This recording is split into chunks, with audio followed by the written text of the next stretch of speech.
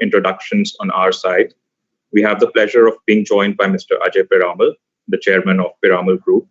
And while he needs no introduction, suffice to say that he has been the driving force behind the group's rise across pharmaceuticals, financial services, and real estate businesses. He's regarded as torchbearer for responsible entrepreneurship with a strong focus on creating long-term value for the group's stakeholders as well as the community as a whole. We also have with us Ms. Nandini Piramal, who is the chairperson of Piramal Pharma and also leads the OTC business of the company. We have Mr. Peter DeYoung. He is the CEO of Piramal Global Pharma and a member of the Piramal Pharma board. In his current role, he is responsible for steering strategy and driving profitable growth of these businesses. Prior to this, he has worked with organizations such as McKinsey and Blackstone across various roles. We have Mr. John Fowler, who's the Chief Operating Officer of the CDMO business, with responsibility for operations and R&D across all PPS sites in North America, Europe, and Asia. Prior to this, Mr. Fowler has served as a divisional CEO at Johnson Matthey. We have Mr. Stuart Needleman, who is the Chief Commercial Officer of the CDMO business. He's responsible for driving all global business development activities for the services business, ranging from discovery to commercial supply. Prior to this, he has worked in key roles at Laurus Synthesis and Aptuit, among others. We also have Mr. Michael Ojerfo, who's the President and Chief Operating Officer of the Complex Hospital Generics business. Michael is responsible for sales, marketing, R&D, manufacturing, supply chain, business development, and quality roles. Prior to joining Piramal, Michael was a senior leader and president at Sagen Pharmaceuticals. Mr. Nitish Bajaj, who is the CEO of the consumer healthcare business of Piramal Pharma. He brings with himself an extensive experience and knowledge in business and marketing strategy in the consumer healthcare business. We also have with us Mr. Vivek Valsaraj, who's the President and CFO at Piramal Enterprises Limited, and Mr. Hitesh Tata, the Chief Investor Relations Officer at Piramal Enterprises Limited.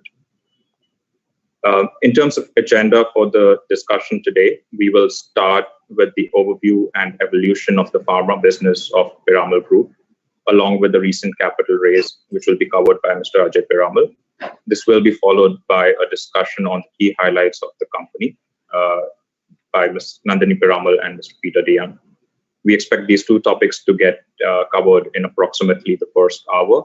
And following this, there will be individual presentations on the key business segments for the next hour. We will open the floor for Q&A for the last 30 minutes of this interaction, and will request participants to share their questions with us on the email ID that will be displayed on the screen for coordination purposes. With this, I will hand over the presentation to Mr. Ajay Piramal. Over to you, sir. Thank you, Dhiresh. Good afternoon, and welcome to our Pharma Day. Thank you for taking part. We believe that values create economic value, and our values are the common thread binding people across a diverse set of businesses, geographies, and functions. Our corporate purpose of doing well and doing good is embodied in our continuous endeavor to make a positive impact by serving people and living our values. For more than 3 decades, we have taken several bold initiatives to consistently transform and evolve our company. As part of these multiple rounds of transformation, we have successfully entered new markets, expanded our capabilities, and made significant investments and efficiently allocated capital. Our first phase of transformation was in 1988. We exited the textile business and entered the pharma business. Through a series of M&As, JVs and alliances, and various organic initiatives, we rose from being the 48th company in the Indian market in 1988 to become the 3rd largest domestic formulations company in 2010. Our second phase of transformation was when we sold the domestic formulations business in 2010 to Abbott. We got a value of 3.8 billion, which was 9 times of turnover and at a 29 times of EBITDA multiple. This has been the most valuable transaction in a domestic formulations business anywhere in the world, even till now. After this, we rebuilt a pharma business and scaled it all the way back to a value of 3 billion. That is a business that we will be talking to you about later. We've created a differentiated financial services business at scale. For us, M&A has been a force multiplier in our journey. As we continue to live by our values and continuously evolve our business model, we have been able to create significant value for all our stakeholders. Over the last 32 years, the company has delivered a revenue CAGR of 23%, a net profit CAGR of 28%, and annualized share returns of 25%. We are now in phase 3 of our transformation journey and transforming our pharma business into a large, differentiated, listed pharma company, thereby moving from a multi-sector conglomerate structure into focused listed entities within pharma and financial services sectors. We have taken several steps towards creating 2 separate listed entities. During the last 1 year, we have been, first of all, simplifying the structure by selling less strategic businesses and bringing similar businesses together. We simplified the structure with the sale of DRG. We've sold our investments in Shriram Transport and have made a commitment to monetize the other investments in the Shriram Group at the appropriate time. We brought all the pharma businesses under one subsidiary called Piramal Pharma Limited. The second step we've done is to strengthen the balance sheets of both the businesses, the pharma as well as the financial services business, so that they can stand independently in the future. We strengthened our pharma balance sheet with fresh equity infusion for future growth and strengthened our financial services businesses through multiple capital raise initiatives. A further step in this direction has been to have separate boards and management teams for both the businesses. And we now have their own independent directors as well as executive directors. Both businesses have separate top quality management teams. And we are now getting future ready. Pharma business has started investing post the capital raise through organic and inorganic initiatives. Through the organic build-up in the financial services business and DHFL acquisition, the model will be more diversified, resilient, and future-ready. With all these initiatives, we've already become much simpler and stronger and continue to make progress towards creating 2 large entities in the financial services and pharma sector. Post sale of the domestic formulations business to Abbott, we've rationalized our pharma business portfolio and focused on 3 core pharma verticals with a long runway to growth: CDMO, complex hospital generics, and the India consumer healthcare business. In late 2019, we embarked on a search for a like-minded investing partner for strategic growth capital in pharma. This was also a step in the direction towards the eventual demerger and separate listing of our pharma and the financial services business. Accordingly, all our pharma businesses have been integrated under one subsidiary of PL. In June 2020, Carlyle Group agreed to invest fresh equity capital of up to $560 million for a 20% stake in Piramal Pharma Limited, making it one of the largest PE deals in the India pharma sector. What gives me great satisfaction is that this whole investment was done at a time of COVID without any physical visit to any of our plants in this country. And yet, I think because of the high values that our group has and the credibility, Carlyle agreed to invest in this business. The deal was valued at an EV of $2.8 billion with an upside component of up to $360 million.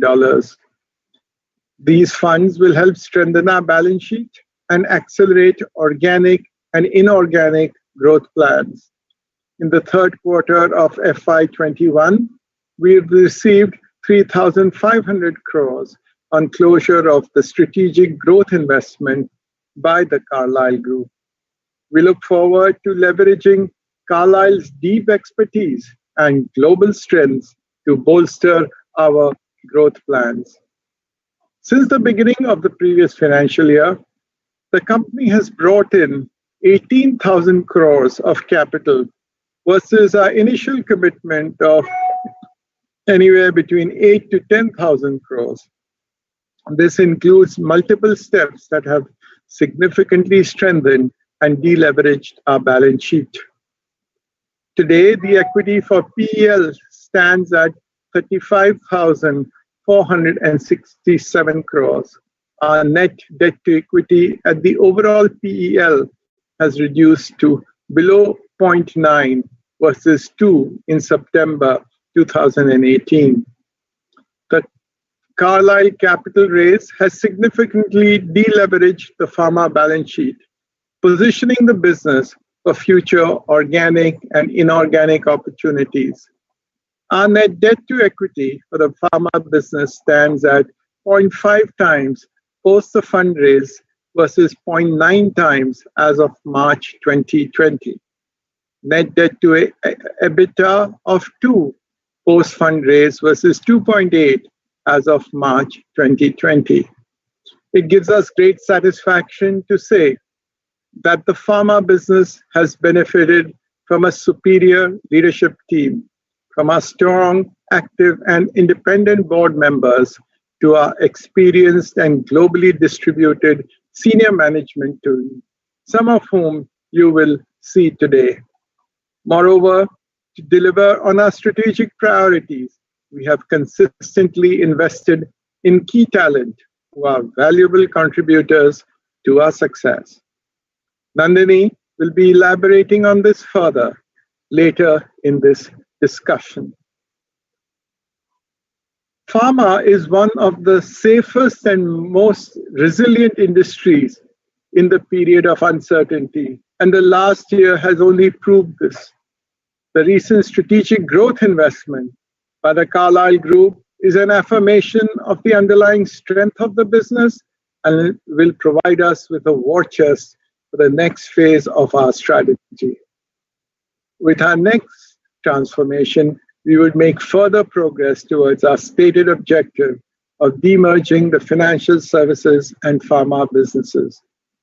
We have clearly defined roadmaps in place for both businesses, and I'm confident that both these businesses will emerge as two strong companies with a good runway for growth in the long term.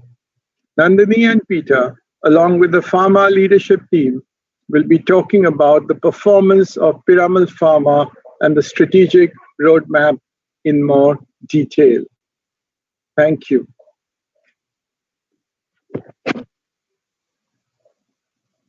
Thank you, everyone, for spending time with us. We'll talk a little bit more about what has happened in the last decade for the pharma business. We've grown our revenues to 5,419 crores for FY20, which has seen a 15% revenue CAGR and a 33% EBITDA CAGR.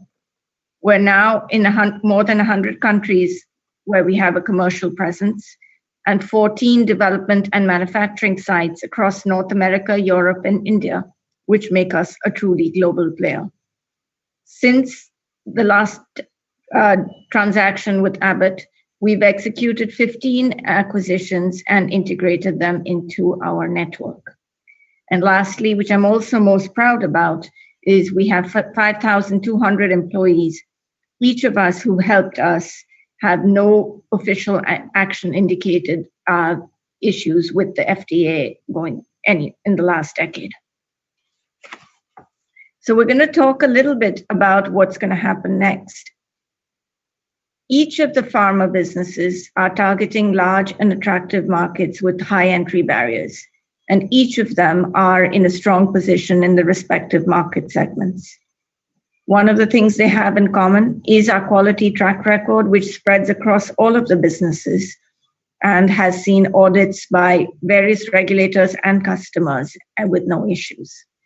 Our patient and customer centricity organization helps us actually win business and differentiate our competitive positioning across the businesses.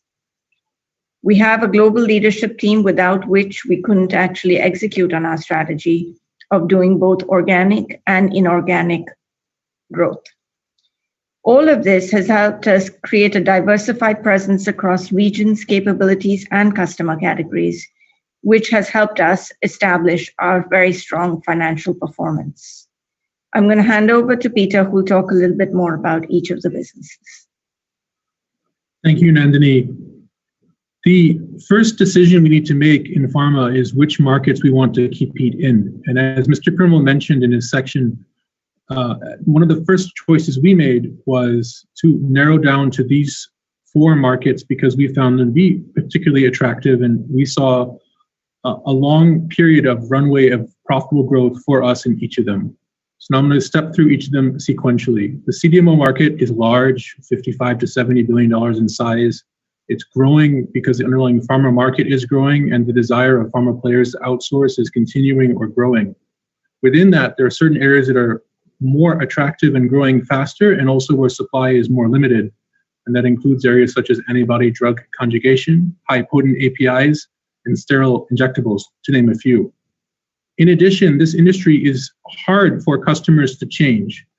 Ultimately, once a customer picks a particular CDMO partner for a particular activity, it's that partner's business to lose because of the amount of time, energy, and cost required to make that change. In addition, customers are looking for any provider who can help them get their product to the next inflection point, whether it be a clinical trial result or a commercial launch. And that's a very important factor in choosing. And a final point is that this is a highly fragmented market with no clear dominant players and a significant long tail of smaller players. The next market is the complex hospital generics market, which is once again more than $50 billion in size. And there are fewer players in this area of generics than other areas of generics. And also for those players, for any given product, there are fewer people making that product in a given country than other generic products. And that's really driven due to the complexity and difficulties in making these products. And ultimately, that results in allowing for better pricing environments than traditional generics. And in addition, the channel and how you sell to this is different, which is allowing a more distinct and different approach, including longer-term contracts. I'm sure many of you are familiar with the Indian consumer story and how, as India is growing and its young population is becoming more aspirational in its needs and wants, there are unmet and increasingly needing to be met needs around consumer healthcare. And this is an attractive growing market that we also believe has a lot of runway for further growth. That's been additionally turbocharged with the, even pre-COVID, but accelerated during COVID, transition and emergence of e-commerce as a viable channel for distributing and selling and even launching products. And finally, on an additional related point, the ophthalmology market in India is also quite large and growing, and also following the larger India pharma story. So in sum, all four of these markets are large, attractive, and growing, and we do expect them to give a long runway for profitable growth if you have a good position and a right to win. So that leads us to the next question. In each of these four businesses, we also have a strong position. In the CDMO business, we're one of the 13 largest CDMO players globally, and we've grown this business, coincidentally, 13% over the last decade. And within that, we're present across all of the life cycle, from discovery to off-patent commercial and everything in between, and also API or drug substance and formulations or drug product. Next, in the area of complex hospital generics, we are one of the top 4 players in one of the larger categories in this market, which was inhaled anesthesia. And in addition, that business we have grown over the last decade or so, 19% CAGR. And we are also now present through some of our more recent strategies in the areas of injectable anesthesia and pain, injectable intrathecal therapy, and other injectables. And so we have a strong presence and a growing presence in this global market through multiple product categories. In the area of the India consumer healthcare, we are also growing at 14%, and we're almost at the top 10 in that industry at number 11. And we're one of the few players that is straddling both between pharma and consumer goods. And we have a strong portfolio of 21 brands, and I'm sure many of you are familiar with some of them from your youth or even today. And finally, we are the market leader in the ophthalmology market in India through our JV partner, Allergan. If we want to shift, having established this markets are large and attractive and that we have a good position in them, we're now going to discuss some areas of differentiation or why we think we have a reason to win or succeed in these attractive markets. One of these areas Nandini mentioned earlier is common across all of our businesses, and this is our best-in-class quality track record. As you can see on the left, we have a long time horizon of audits with no adverse outcomes in terms of the OAI measure. And we think that's actually enabled by the chart on the right, which is that we have a significant number of customers who visit one of our locations at any given point in time each year. Practically before COVID, each week we would have a customer walking through one of our facilities. And that forces you to be on your game, because at any given point in time, your facility could be visited and you have to be sure that you're audit ready at that point in time, and that you can explain to that stakeholder why what you're doing is right for their patient and their quality systems. And that has forced us to really be consistently good. And a second reason why we think we've had these good outcomes is our reporting structure for quality, where it has an independent reporting to a board member. And this allows us to have a chain of communication to make sure that we have outlets to ensure that we bring our best selves each day and do the right thing each day. And if not, there's a way to address it. And those are at least 2 of the reasons why we think we've been fortunate to have this sort of long-term track record. But there are additional bits behind that. If we had more time, we would love to share with you. The second area of common differentiation across all of our businesses is in the area of patient and customer centricity. As many companies may have started, we initially were a product-centric company. We would make something and then we would look for someone to buy it. And it was very much a manufacturing or product-led approach. The first transformation we did several years ago was to turn that on its head and say we were a customer-centric business. We would first identify who our key customers were and are, and we wanted them to be. We would find out what their needs and wants were, and then we would find out how to serve and become more relevant to them. And that transformation happened across all of our pharma businesses. But then we added an additional lens, which was to understand that in many of these cases, the customer is actually in business to serve patients, and the best way to meet their needs is to understand and align to their needs. And so over the course of the last year, we really did launch and embrace the concept of patient centricity. And what this means is that now we are aligned, and our purpose for being is our customer's purpose for being, and it makes us more relevant to them. This may seem abstract, so let me pick 2 examples to try and bring this to life. Both of them came to being during the COVID pandemic. As I'm sure the pandemic has gone on longer than all of us would have initially anticipated, if you play back in your mind to late March, early April, at this point in time, the pandemic was still in its earlier stages. We had developed workplace guidelines to address how we would encounter our first COVID case at one of our plants and what we would do. And lo and behold, it did happen at our Riverview facility, which was at the time making a product, an oncology product for a blood cancer drug that was on market and being used by cancer patients around the world and in critical need of resupply. At that time, given the uncertainty around the treatment of these situations, we did have to pause our plant for a period of time, but this particular drug was in critical need of resupply to avoid cancer patients not getting their therapy. And we were able to arrange volunteers to take the right safety precautions to ensure that they were safe, but also we got the product to the patients and that there was no interruption in their supply. And while in this stage, between then and now, many companies and many people have seen many heroic stories, I think this is just one such example in a long line of examples across our locations where our employees understand what they need to do and why they're doing it, and that helps them do it better.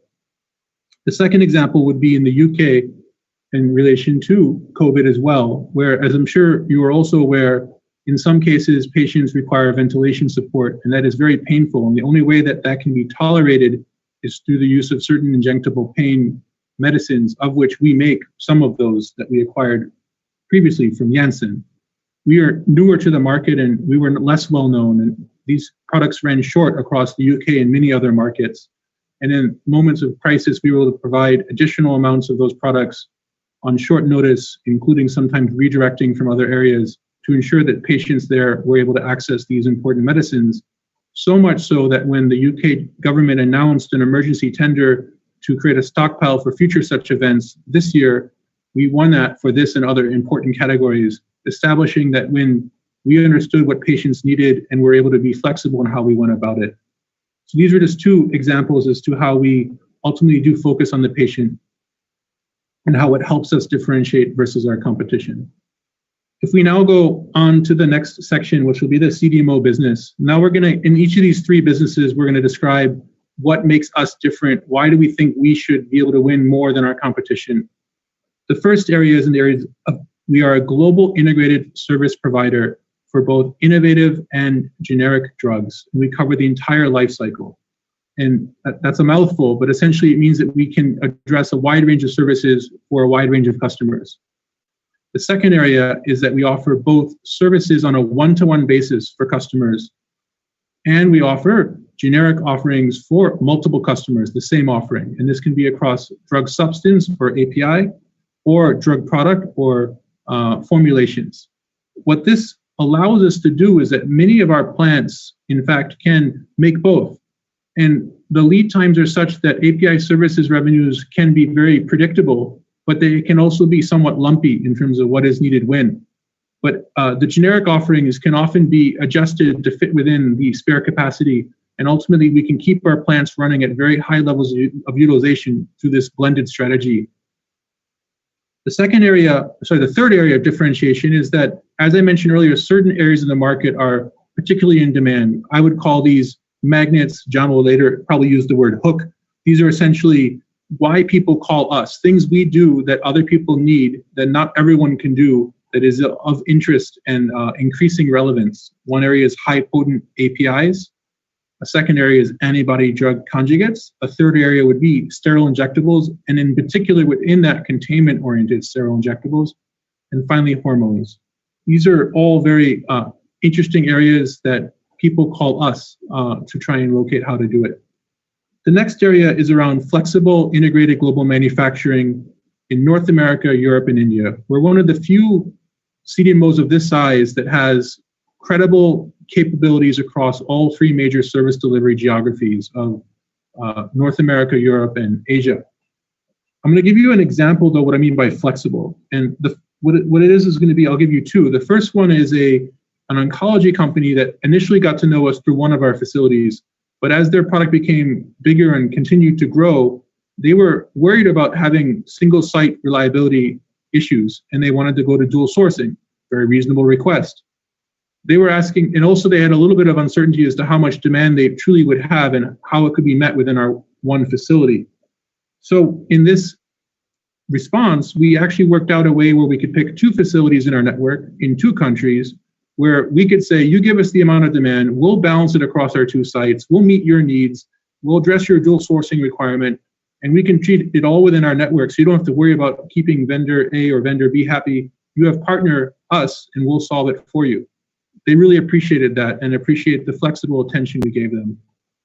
I'll give you a second example of a large MNC customer who we work with across a large number of our sites across multiple geographies. They noticed that they were spending a lot of time on procurement activities for reasonably a lower value single orders, of which there were many in one of our facilities. And after some discussion, we realized that actually, if we could give them standardized, rule-driven pricing, we could allow them to go from idea to action in days or weeks instead of months or quarters, and give them the same value and certainty they expected. And this allowed them to really crunch the amount of time needed to take these actions, to pull up or pull forward or remove CMC or manufacturing from the critical path to their inflection point, which they really valued.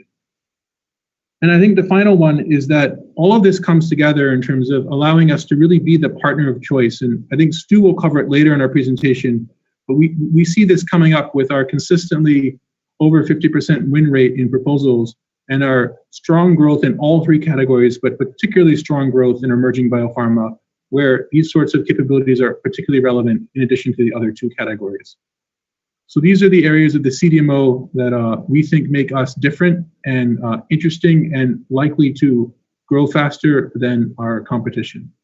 If we go to the next section of complex hospital generics, we are a global complex hospital generics platform. We think that in and of itself is distinctive because there are not that many hospital-focused only companies, and we are one of them. The second is that within that unique focus on this channel and this customer, we have a defensible, differentiated portfolio of products, in particular inhalation anesthesia, but also other ones. Michael will cover later in his presentation some of these barriers to entry, but ultimately how this product is made requires bespoke manufacturing, and how it is used requires dedicated medical equipment in the area where it is used, called a vaporizer. And so ultimately, this allows a certain amount of stickiness. Similarly, our intrathecal franchise also is used with a particular medical device and requires refills. And so therefore, there is also a certain sticky element to what we do there. And if you march through our entire portfolio, most of it has some aspect to it that even within the already attractive area of complex hospital generics has an additional angle or flavor that makes it more differentiated or have an additional barrier to protect that revenue stream. In addition, we have transitioned to add a pipeline of products that we have developed through third-party means. And this is actually what we think is one of our secret sauces, where we take the best of in terms of products across different sources and plug them into our channel. And it used to be 4 years ago, if we had a new product launch, it was a big deal. We'd have to organize everyone. It was a lot of effort. We'd have lots of meetings. Now, if we get a new product that we sign, we just hand it to our external supply team, our sales team. It runs through our standard processes, our standard IT tools, our standard channel options, and then we hear how it does because it does well. And it's a more routine, scalable action that doesn't require incremental headcount or effort. And that's really the beauty of this platform. And that's really enabled by, in part, the next area, where for the key markets, we have our direct sales capabilities, and in other markets, we have B2B capabilities through partners. And what this really allows us to do is actually have a much wider range of geographies to discuss with potential product providers mentioned earlier, so that we can almost always find a fit if there's a good provider and a good product across our network. And finally, connecting all the dots, we are vertically integrated where it matters and where there are a few alternatives in the area of inhalation anesthesia. And we are using external development and manufacturer partners where we want to take the best of across multiple potential options. And that combination, we think, is somewhat unique in our industry. And that blend allows us to get both capital efficiency and productivity improvements where it matters, and also have a certain amount of speed and agility that wouldn't be possible if we did everything ourselves. If we shift to the next area of India consumer healthcare, we can describe also what makes this an exciting business where we think we are well positioned. The first is we have a significant number of brands, many of which you would know. And in particular, within that set of brands, we have 5 or 6 that we think are particularly strong. And these power brands, we believe, can grow disproportionately. And I'm sure many of you would remember them from your growing up, as I mentioned earlier. And hopefully some of you have taken some of them, hopefully not all of them. And we think that they have a lot of room to grow. This is coupled with a very strong field force and a lot of reach into India. And we have, along with that, In particular, a new channel that we've developed this muscle more recently, this is the area of e-commerce. I want to spend a minute on this, and I'm sure Nitesh will cover it in even more detail later. We had been working on our e-commerce channel to augment our more traditional channels over the last few years, but this really got put on steroids if you look at in the last year, where many of our other methods of reaching out became more difficult. And we were able to use this channel to reach a number of customers with our existing products, which was great. But we also launched a wide range of new products during the pandemic with record numbers of product launches with incredibly high success rates that allowed us to become relevant in those channels in that category. And then later, we've actually been able to transition that success to the more mainstream areas as well. So we've discovered through iteration and a bit of crisis that this channel is a great place to test out, incubate, and then ultimately succeed with new product launches. And that's a great place, a great new capability we've developed. I'll now transition it to Nandini, where she'll describe all of this strategy only gets you so far unless you have great people, and I'll let her describe a bit of that to you now. Thank you. I think for all our people, I think we couldn't do what we want to do and what we have done without them. They have more than 200 years of experience cumulatively, and over 90 years of experience with the group. And this has helped us have a proven track record of both organic and inorganic growth. As I mentioned before, we've completed 15 acquisitions in the last decade. And for each of these acquisitions, we've invested organically to grow them as they become part of our network. I'm going to give you a few examples of the acquisitions that we have done. We bought a plant from a company called Ash Stevens, which was a single proprietor facility. They had one BD network, and we plugged it into our global BD network that is connected across the world.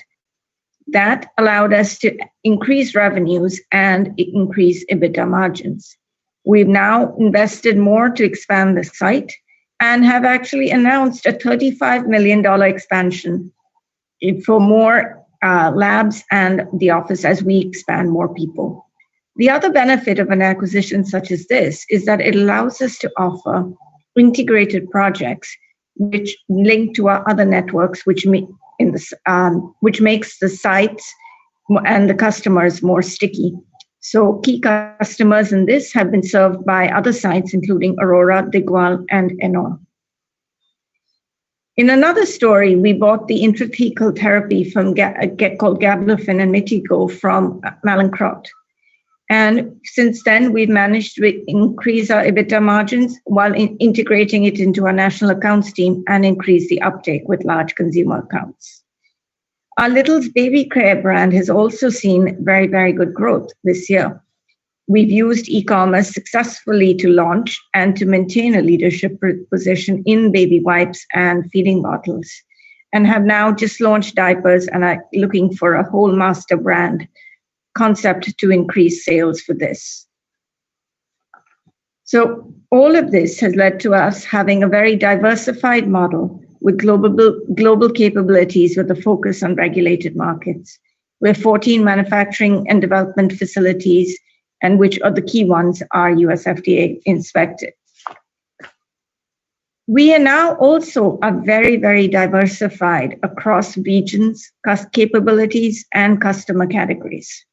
So for whichever metric and segment that you want to look at, we have a diversified play there. And I think that has helped us have a consistent long-term track record of revenue growth. So we've had, for the last decade, a 15% revenue CAGR, and that's an organic CAGR that we expect to maintain going forward as we have built the foundations and the organic investments come online. Acquisitions that we plan to do will continue to add onto this and will continue to improve EBITDA margins. So we've seen a significant improvement in EBITDA margins over the last few years, and we expect that in the long term, we will be in the late 20s for EBITDA.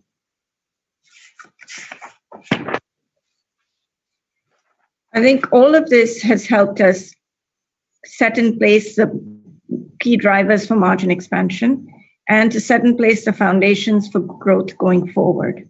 I'm now going to ask Peter to talk a little bit more about the businesses. Thank you. We're going to go in order of size. So we'll first cover the CDMO business. And I'll cover some highlights of this business, and then John and Stu will give us some additional color and background. The first thing we want to share that we think really makes this business different is our integrated services across the cycle, ranging from particularly strong from phase 3 to launch. And we'll cover several examples. I think John will have at least 3 he'll cover in his section in terms of trying to bring this to life, but we think this is an important area of differentiation. The second is we've successfully supported more than 40 launches for our customers since our inception, and 4 of them were just in last year. And if you look ahead, we think that number is only going to go up. We have strong R&D, and we're particularly good in the area of niche capabilities and technologies that I mentioned earlier, including such things as high-potent API, sterile fill finish, and antibody drug conjugation. And we have a wide range of existing customers that we just have to go and keep them happy and go deeper with them, and there's a lot of runway. On offerings, I'm just going to focus on the last bullet, which is we have, through our conscious strategy as it's borne out over time, we have gone from having 8 on-patent commercial products in FY17 to having 19 in the current year as on date. And we expect that number is once again only going to go up. And as I'm sure you can appreciate, when you have a recently launched on-patent commercial product, A, it's recurring revenue, and B, it's almost always growing. And C, it's often higher margin because of the nature of where it is in its life cycle. From a capability standpoint, I can't emphasize enough how important it is that we have important and meaningful delivery facilities in North America, Europe, and in India. That geographically balanced sourcing options allows us to not have to force an option on a customer. Instead, we ask the customer, what is most important to you? And then we provide the relevant facility to meet that need. If we look next, we have done a number of acquisitions over the last few years, and we expect that with the Carlyle investment support that we can do even more. And if you combine the organic growth opportunities we see from what we already have, and add on top of that the ability to continue to add exciting new capabilities to further make ourselves even more relevant to our customers and add more pieces to our integrated service offerings, we can only see that go more rapidly.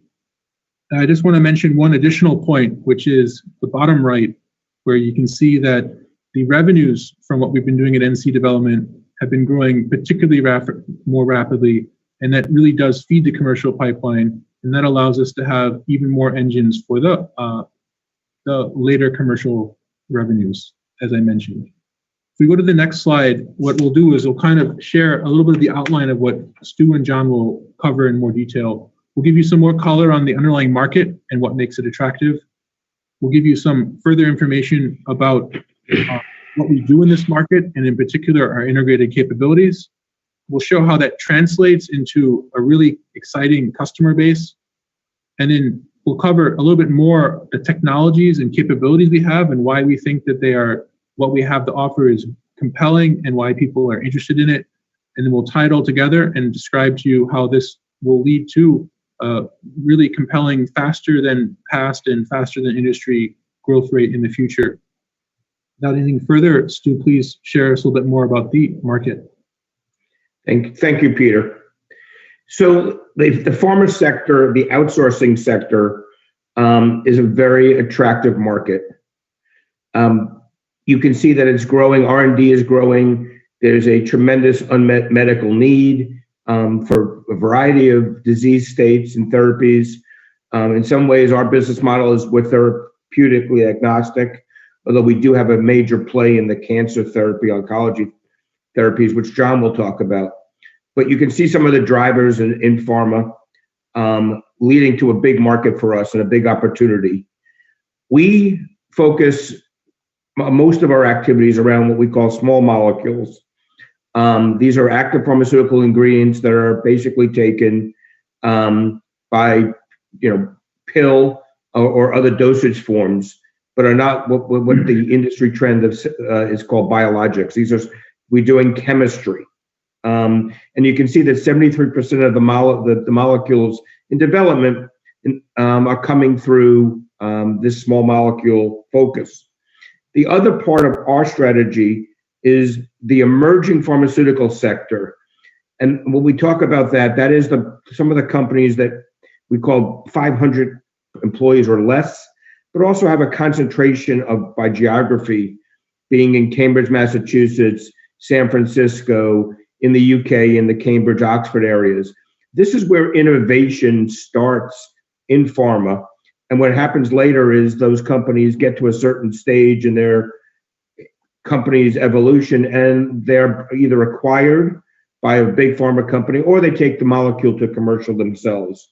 But we focus and call on all these companies, but we do spend a lot of time in the emerging sector where development comes from, where the engine for growth.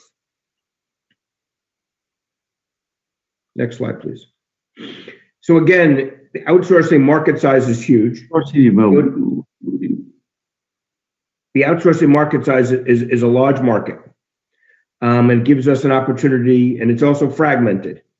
So as you see in the pie chart in the middle, the top 5 CMOs only account for 15% of the market. So there's plenty of room for growth. The market is growing at 6 to 7%, and we're growing at double-digit rates. So we're actually growing it faster than the market, and that is always part of our plan and how we sell to the market. One of the other things we should talk about is we're actually located with our sales engine in those markets. So we have people who live in the markets.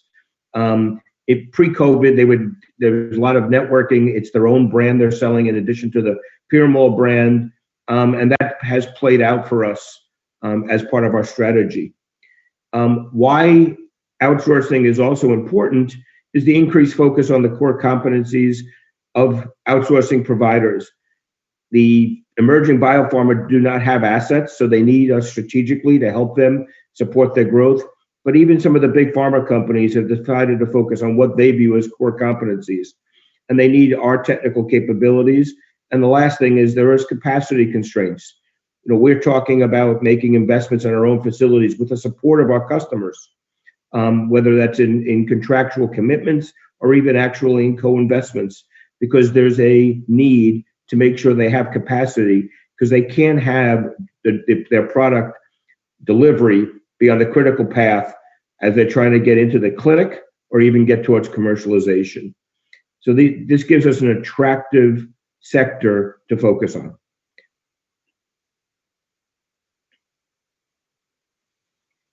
John, over to you. Thanks, Stu.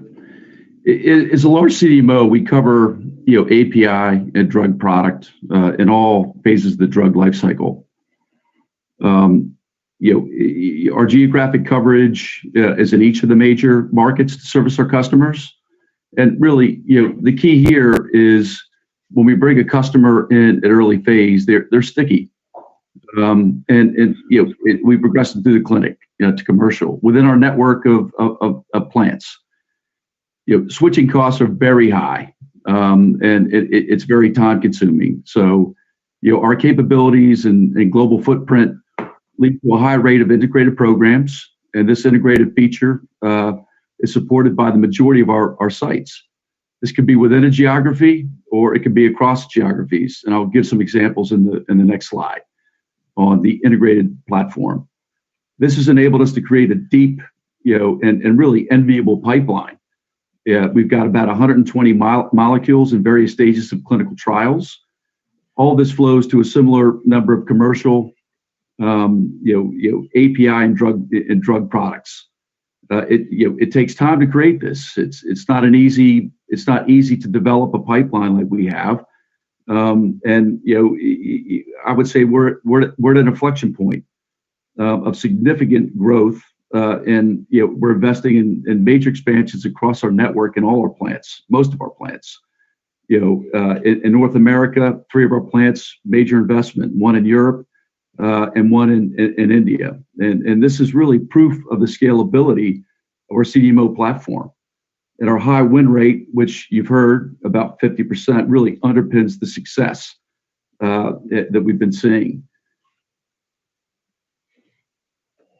So you can see the chart below.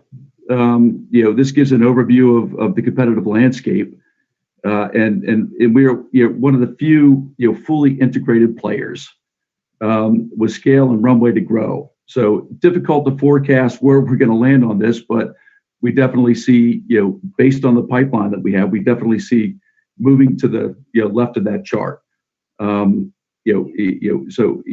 Really good position today, and the pipeline really gives us the ability to move to be a significant player in this space. And just a bit on integrated. This model is a key driver to our success, and the capabilities that we have are another key driver. But talking specifically about integrated, currently 45% of our order book are integrated projects, and our goal here is to go really deep with our clients and our customers here. The benefits are significant. You can see those on the left. The one that sticks out the most really is speed to market. In many examples, and I'll give a couple right now. A key one is a Japanese client who just got commercial approval for a therapy for head and neck cancer. This is in Japan, and we're supporting that launch as we speak right now. This is an ADC that really, ADC is antibody drug conjugate. Complex API that's targeted with the biologic and a very potent API. This starts in Aurora, Canada. Just outside of Toronto. We make the API there, and then it moves to the UK, to Grangemouth, Scotland, and there. We do the conjugation, then it comes back and we do the sterile fill finish in Lexington. So complex network of support that we give this client in multiple plants. And this is a really good example of how we leverage the capability of our plants. There's some other ones, particularly on the API side. We have a client in the U.S. that has an approved therapy. This one is for this is for migraine therapy, and we make an API. They have a supplier in Italy, and basically they needed a second supplier. I mean, security of supply is very important in our space, and they came to us. We using our Annur facility in India. We make an intermediate. We move it on to another plant that we have in India. So we make the intermediate in one spot. We make the API. It's a 5-step, very complex API. And to do it in the time that we did it was hugely important. One example there, and security of supply is huge. Another client in the U.S., they're late stage phase 3 clinical trials. That client, really was the origin of some of the key work that we have at our Riverview plant in Michigan. And there we make an intermediate again in India. We move it to our plant, another plant in India, where we make an advanced intermediate, and then it comes back to the Riverview, Michigan site where we finish the API. And this really underpins, the big investment that we're making that you've heard about in Riverview, Michigan. $30 million investment, really underpinned by this client. So that's a key element, and you can see at the very bottom of the chart, going back to the Japanese client. You can see that the growth of that molecule that crosses so many of our sites, and really this is just one market. This is Japan. We have Europe. We have the U.S. We fully expect it to do very well in those markets. Back to you, Sue. Thanks, John. So again, we talk a lot about our services and our capabilities. and our integrated offerings to grow the healthy order book. And when we talk about the order book, this is the new work we win in development that eventually goes into commercial manufacture at some point in time. Peter talked about the strategy over the last 4 or 5 years and how we've had a healthy mix and pipeline of activities in all phases of development. You know, the stages of drug development start in discovery, go through preclinical, a variety of phases, and then commercialization and launch, and then even post-launch. You need to have a balanced portfolio. There's a high rate of attrition, but as our phase 3 molecules go through the final approvals and they get launched, we're with them. And right now we have a healthy portfolio, over 30 projects in phase 3. In our models, even if we assume some of those don't get to launch, we still have a very healthy portfolio that is the driver and the engine for growth. Our revenue has increased through this. We've had an increase in our order book and integrated projects of 5-fold. We continue to do this. Again, you've heard 45% of our order book is in integrated services and capabilities, which leads to where we want to be as an organization. Next slide, please. So one of the things that we talked about, and Mr. Piramal talked about at the beginning, is how we sell our core values, the focus on patient centricity. And it really is a driver of some of these commercializations and finding these customers early and partnering with them all the way along the journey. And even though we don't actually talk to the patient or really know the patient per se, the patient is who pays our bills at the end of the day. It's our customer's customer. So we interact with them and really have a focus on making sure we do everything we can do to serve a patient. And that has played out with some of our molecules that we start in the beginning and go through launch. There's a couple of examples. We have a West Coast biotech company that is working on a drug for muscular dystrophy. We were able to start with them and partner with them early. They used 2 of our sites in India, both a chemistry site, an API site, drug substance site, and a drug product site. And we met their timelines, which were completely challenging, and actually over-delivered. They addressed our staff and thanked us and shared the work we do and the patients they touch, because without this therapy, unfortunately, some of these children will not get to live a long life. It's powerful. And our deliveries help them in a potential IPO. So that's really important that we have a strong pipeline, strong connection to our customers, strong focus on our patients that we serve. And with this pipeline and our ability to handle it all the way through the life cycle of development to commercial, it is a unique edge. And the East-West capability, which we talk about, that we're global and we're local to our customers and can give them a variety of options, which gives us, our customers, flexibility to choose where they want to launch, how they want to launch, what are the drivers for their launches and their geographies. Are there financial decisions? Are there geography considerations with regulatory? So it's a lot of work that goes into the flexibility of how we react and behave with our customers. And we're very focused on that. So again, it's a diversified, we talked about this, Peter mentioned this, blue chip customer base. We work with all sectors of pharma. You can see on the bottom right, we work with big pharma, we work with generic companies, we work with emerging biopharma. The emerging biopharma market, again, sometimes these customers and companies get bought out by big pharma and they just transition right into those pie charts. So we have over 500 customers, but we don't have any major revenue concentration with customers. You know, our largest customer today contributes 6% of our total revenue. Each site has anchor customers, and with our strategy, we're able to do more with these customers, go deeper with these customers. The story that John talked about the Riverview client, we backward integrated them into 2 sites in India to reduce the supply chain complexities. So we really have that ability to go deeper with our customer base. And we sell in all markets. I think that's also important. We see North America, it's still a main driver. Europe is still a business with lots of pharma companies, a little bit more concentration of big pharma than the emerging side. And Japan is a very attractive market for us. And we have many different deals and customers with long relationships in Japan. So these are sticky relationships.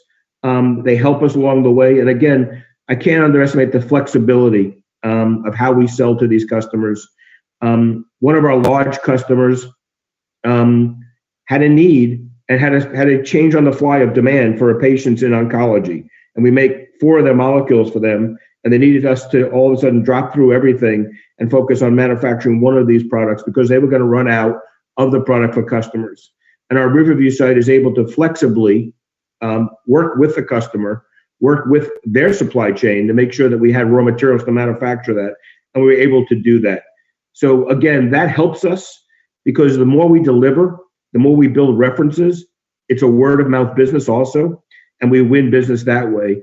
And especially in the times of COVID, we've been able to draw and drive our revenue book to record numbers. And we're not even visiting our clients per se, face to face. So I'm really proud of how the entire organization, because everybody in our organization is in sales, whether it starts with Peter down to the shop floor, we're all helping support customers and patients. John, over to you. Thanks, Stu. And we talked about integrated being a key differentiator, but you need more than just an integrated offering, and you need some hooks, and we have several hooks, as you can see on the right. I mean, I think on the API side, it starts with high potency. A growing number of NCEs being developed are all highly potent. This requires dedicated suites that have the isolation technology to work at a nanogram level. And when we bought Riverview, I mean, they had potent capability, but we took it to another level. We invested in 2 suites to do that nanogram level of API manufacturing. And a lot of these APIs go into ADCs. I talked about the example with our Grangemouth site, where you're combining a biologic with a potent API to get an improved patient outcome. Another key hook that we have. And on the drug product side, these potent molecules, a lot of them go into injectable formulations. And there in Lexington, we bought a site that was pretty much development, and we turned it into a commercial platform. Invested in commercial kit. And the key technology for sterile fill finish that really differentiates us is the isolation ability. Making these, doing these, aseptic sterile fill finishes in isolator technology. And this has been a key feature of the Lexington site. And although and when you talk about sterile fill finish today, it's almost a perfect storm. Given the COVID situation. And a lot of capacity is going to making vaccines. Our kit, doesn't lend itself necessarily to vaccines because it's geared up towards doing very potent, complex, injectable products. So we've got, I'll give you one example, but there's several more to come. And really, it's people that have dedicated their capacity to doing vaccines. We've got a transfer that's coming in. It's a first to file generic peptide product that uses our technology to isolate. So these are key elements of differentiation. Complex technologies. We also do hormonal, and on the solid oral side, we covered the gambit. Not only the immediate release, but the sustained release. Products that require complexity. So a lot of differentiating hooks that we have, and a lot of these play into the oncology space. If you look to the right, you can see that doing potent APIs. A lot of oncology products are injectable. ADCs, all injectable. Deep pipeline. 65 programs, 7 of which are integrated. And you can see the numbers in terms of the market for these products. So a lot of capability here. to differentiate ourselves against the customer base that's out there. Over to you, Peter. Thanks, John. So how does this all come together? What we believe we've described to you and what we'll try and synthesize here is that, first of all, this business over the last few years, as we've implemented this strategy, we've shown above market growth rates and we've shown margin expansion and we've shown increasing capital efficiency. So a lot of this is started to play out and we expect it to play out even more in the future. We should see all of those metrics in the medium term improve. Now, how is this all going to happen? Why should you believe that the trend should be better in the future than it has in the past? And even the past has been an improvement. I'll explain that a little bit through a few sections. The first is on capacity. We're going to be expanding capacity of our existing facilities through operational excellence. Now, every pharma manufacturer of some sort would do this, but it's the most obvious first step because you can take the existing employees, existing capital investment, and you can get more capacity faster with less cost than anything else. So that's obviously job one, and we think we're good at that, and we're going to become better at that.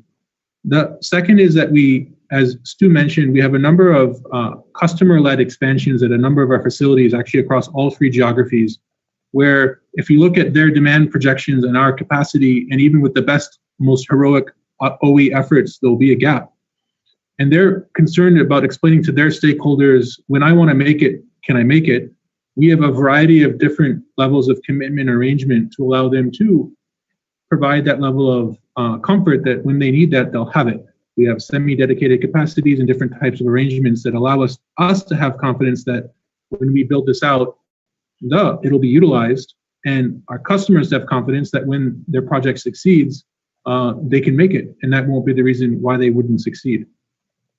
The second area John talked about at great length, so I won't repeat it, but we believe we have a number of hooks or magnets that pull people to us that we think that will want them to get to know our network. And once they get to know our network, as those examples we described, there'll be a whole lot more we can offer them. And that integrated offering will then, in and of itself, then become sticky and will become very relevant and important to that customer.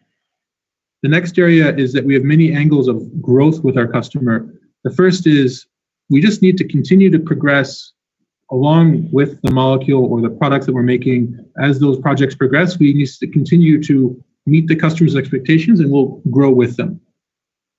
The second one is, I think, more tangible near term, where as Stu mentioned, we have 30 phase 3 projects that are currently being served across our network. This is more than we've ever had before. And let's say you only take half to succeed, which is the industry average over a long time horizon. That's going to give us much greater growth than we've had in the past. And this is high quality growth because this is the on-patent, early launch, growing, higher margin business where things like speed and quality and stock availability become more important than other factors. The next one is that we've already launched and have on market 19 on-patent commercial products, the highest we've ever had in our past. And it's growing significantly over past periods. That's also going to be growing.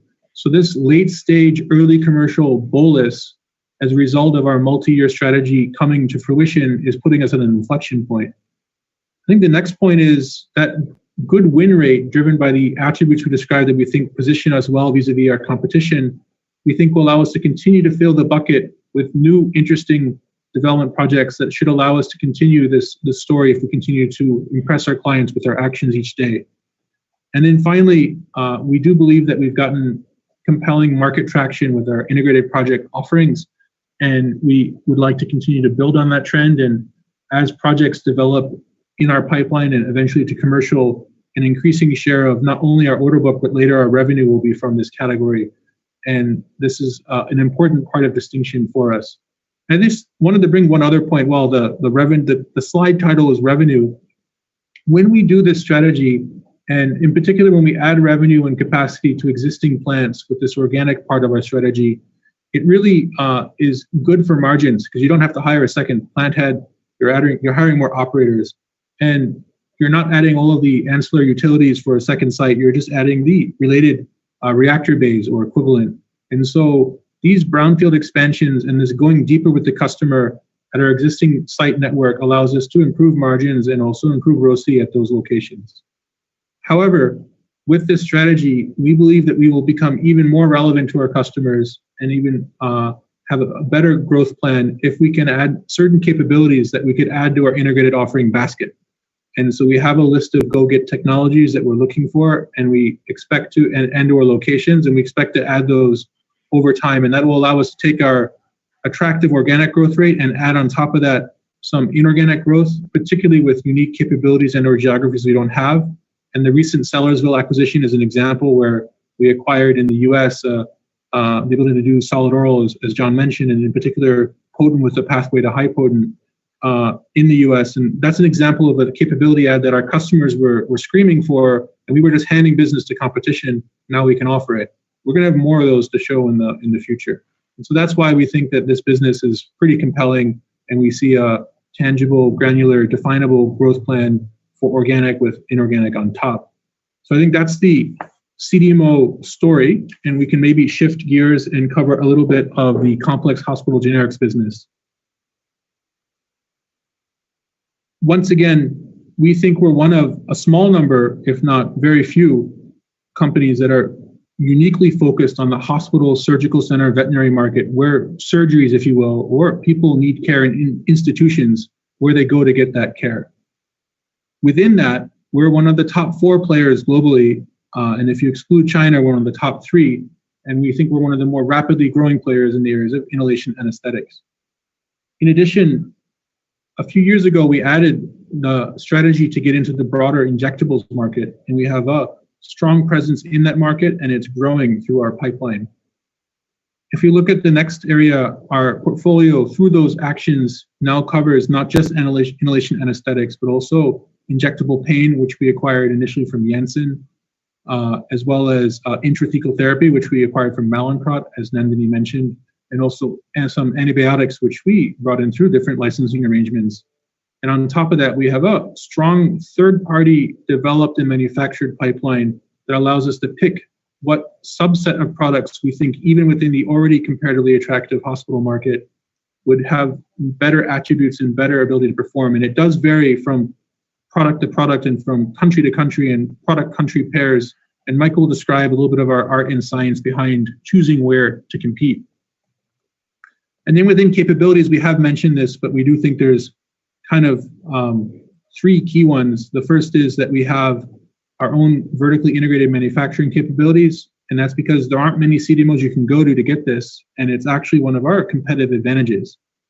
The second is that we have a great network of partners who think we are their partner of choice because of how we will commercialize it, and they are our partner of choice because they have a great product and good quality and a reliable supply. And we can now sell this through our direct capabilities in key markets and partner capabilities in other markets. And this is a business where we believe that we have done M&A successfully, and that with the additional capital from Carlyle, we should be able to do more M&A. And I'll just pick one additional highlight on the lower right, which is before we had diversified into this broader range of offerings, we were highly concentrated into sevoflurane within inhalation anesthetics, and beyond that, we didn't have much.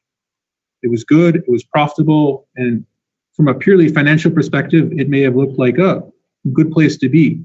But now if we look in the COVID pandemic, that particular offering, given the fact that people were not able to or willing to go to hospitals for surgeries, did experience challenges of demand. People weren't able to get surgeries. Our other offerings continued very robustly through this period, and that's an area where diversification of revenue provides a benefit. And we do believe, obviously, the demand will return, and Michael can cover that later in his section, but this strategy of adding multiple engines of growth, we think, can only make the growth more reliable and more predictable in the medium and long term. So now I'll quickly cover the outline of what Michael will cover in this section. He'll give a little bit more granularity and context behind why we think this market is comparatively more attractive than other generics, of which many of our Indian listed peers are present.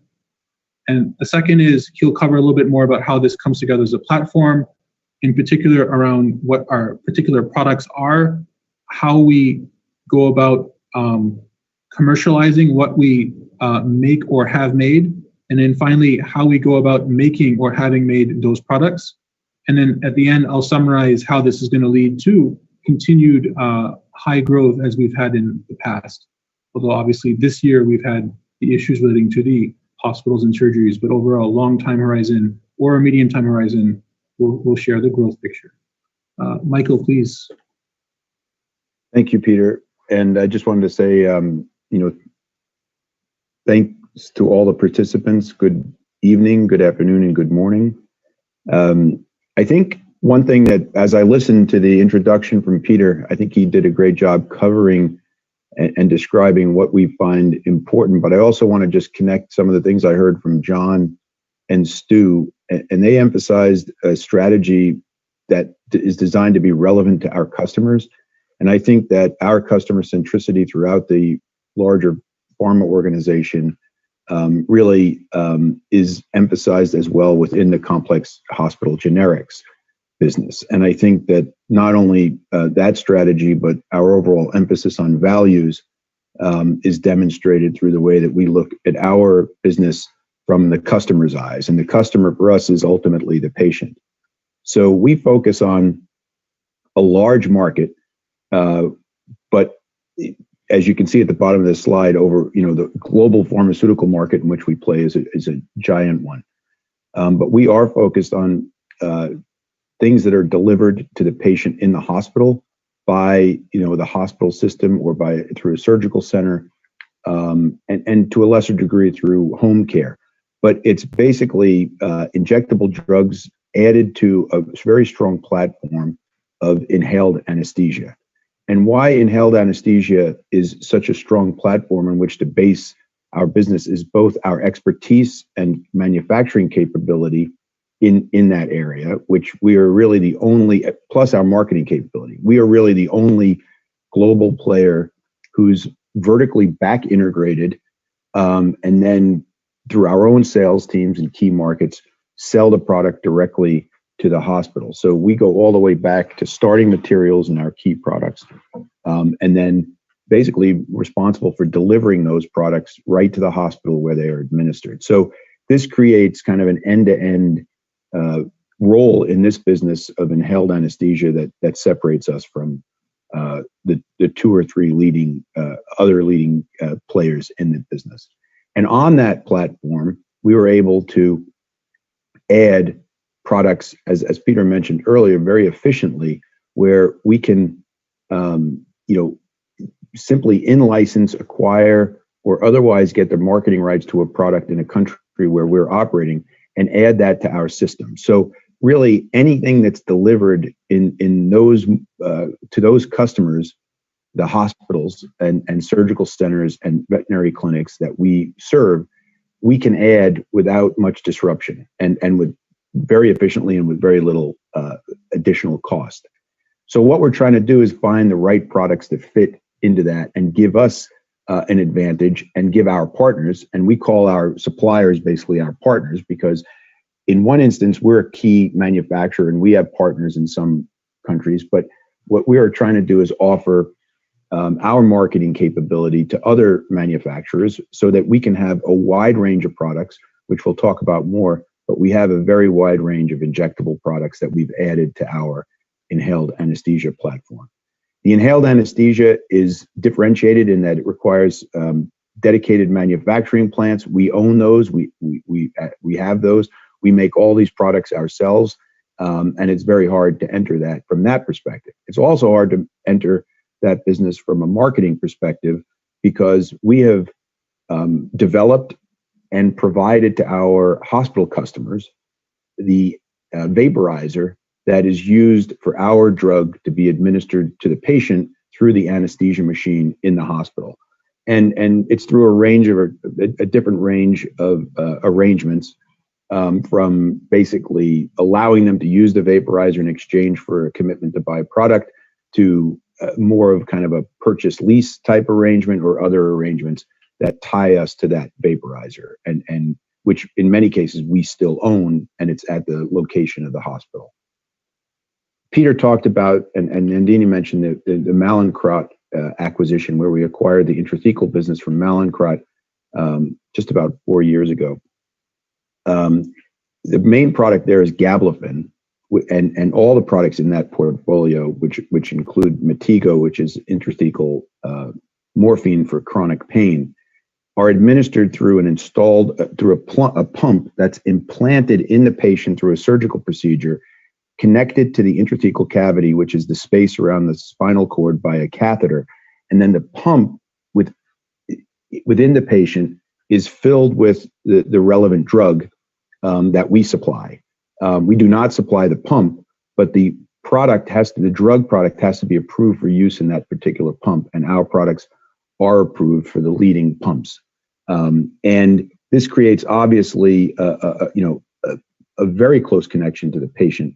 These patients are generally suffering spasticity symptoms relative to spinal cord injury, brain injury, cerebral palsy, and MS, and other conditions that could create this muscular spasticity that is relieved by the intrathecal baclofen. So it's a lifelong commitment to this drug for the patient, and once that relationship is established, we are very good about maintaining that business. I'd also say that in the United States, where this is currently the primary market, we have a specialized sales force that sell these products. Again, kind of completing that link to the market from the manufacturer, the development of the drug, right to delivery to the doctors and nurses that administer this, and both install the pumps and then refill the pumps, or fill and refill the pumps. So we have a highly differentiated product line playing in a very large space. Next slide, please. So in general, as I said, the products that we've added to the inhaled anesthesia core are injectables. And generally speaking, injectables face less competition, better pricing, and better commercial environment than standard oral generics, and particularly some other standard generic products, non-injectable products. There are fewer companies in the world that are making injectables than that make solid oral dose. There are fewer companies marketing those products in the United States and in other key markets. In some markets, there are very few companies that market injectable products. And overall, there's less competition, and there's less price pressure. The other thing that's unusual about us is the number of countries in which we operate. So there are some other companies that are focused on injectable products, or more broadly hospital products, but they generally don't operate, other than the major global players and big pharma, operate in as many countries as we do, both directly and indirectly. So that differentiates us, as Peter mentioned earlier, in attracting partners, manufacturing partners or development partners, who are looking for an outlet for their products into the market, and we can provide that across multiple geographies. So when Peter mentioned, we launch a product, and we can do that rather seamlessly now, and it has been a journey, and it's continuing a journey in some countries where we are getting more established, like France. We recently launched Desflurane and some of our sevoflurane variants that are particular to France. We can add a product without much hoopla, without much concern, and that's easy for us to do. It's not that easy for some of our competitors, particularly when you talk about the number of countries we're in. So we don't have to just launch a product in the US. If we find a product that is appropriate and has a strong market in the UK or somewhere else, we can find either a partner, or we could do it ourselves directly. So we have a lot of options to introduce new products, and injectables are the focus. Next slide, please. So this talks a little bit more detail about the products. I think I've covered a lot of this. Inhalation anesthesia, you've heard there are 4 major players. We are the 3rd largest if we don't include China. There's one major player in China who dominates that market, and most of their revenue comes from that market. There are smaller Chinese and other global competitors that supply primarily the API to other markets, but we are, I'd say the strongest in terms of our focus on inhaled anesthesia. All of these other companies make and sell a lot of different other products. Some of them are not made by them. They don't all make their inhaled anesthesia as we do. As a portion of our business, inhaled anesthesia remains a large percentage, which gives us the right to focus on it, and we focus on it much more so than any of our competitors. On top of that, we've added the injectable products, the intrathecal products, and then other products, not just injectables, but other products that are administered primarily in the hospital, including miglustat, I point out, is not an injectable,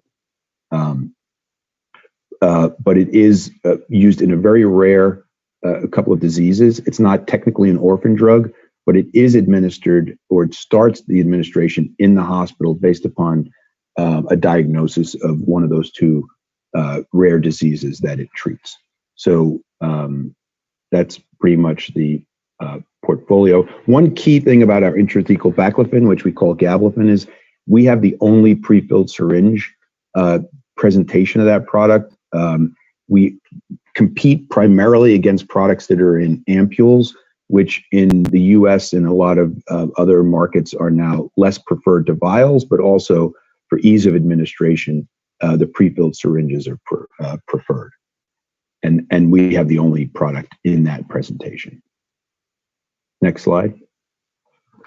So I think we've grown the business on a pretty fast trajectory from revenue, in large part by the acquisitions we performed, but also through organic development of our core inhaled anesthesia business, which has grown very, very nicely and continues to grow our share in the global market. And we believe, as Peter mentioned earlier, that that share will continue to grow based upon the reasons we've all discussed about why we stand out in that field. Obviously, the key growth drivers, as we talked about, are expansion into other complex hospital generics, increasing not only our direct sales capability, but the revenue that we put through our direct sales team, which is really the key to our strategy, adding products to our core, and then delivering them to the customer really through the same channels that we deliver our core products, our inhalation anesthesia. And we've done that successfully, both with acquired products that we talked about, the intrathecal portfolio, the Janssen pain injectable portfolio, but also through every product that we in-license or otherwise acquire over time. The supply chain really requires some attention, and I don't know if any of us have given it a sufficient shout out in terms of what our supply chain team is capable of now, both within Piramal Critical Care, the complex hospital generics business, or in the broader Piramal Pharma organization, or even throughout PEL. We all know that supply chains have been challenged during COVID, and prior to that, we built a very resilient supply chain for our complex hospital generics business. And we've proven through the disruptions of the pandemic that it is a robust, resilient supply chain. And not only is it robust and resilient, but it is scalable. We can add products, we can add APIs, we can add raw materials to that, and ensure that we maintain delivery to our sites, delivery to our customers, and we've done that remarkably well during these last 12 months under great challenge. I think it's important to point out we did experience some price increases around the cost of logistics, let's say, and the cost of supplying those products, but we never experienced an interruption, which is key when we're supplying life-saving and life-improving drugs and other therapies. And then on top of this, and we talked a lot about this, but the adding of strategic acquisitions. So we are well placed to as a platform to identify, assess, diligence, and add both companies and products that fit with our strategy. I think it's important to emphasize that we operate directly in the key EU markets, and in the US. We have subsidiaries in Australia and South Africa and some other key markets where we want to be present in the market. But we also leverage local partners, even in some of those markets and in key markets like Japan. And this combination of market access in strong markets, together with our core manufacturing and R&D capability and the leverage we have throughout Piramal Pharma, gives us the opportunity to acquire a lot of different kinds of targets that might have products for use in EU but not in the US, for US but not EU, or even globally. So we are very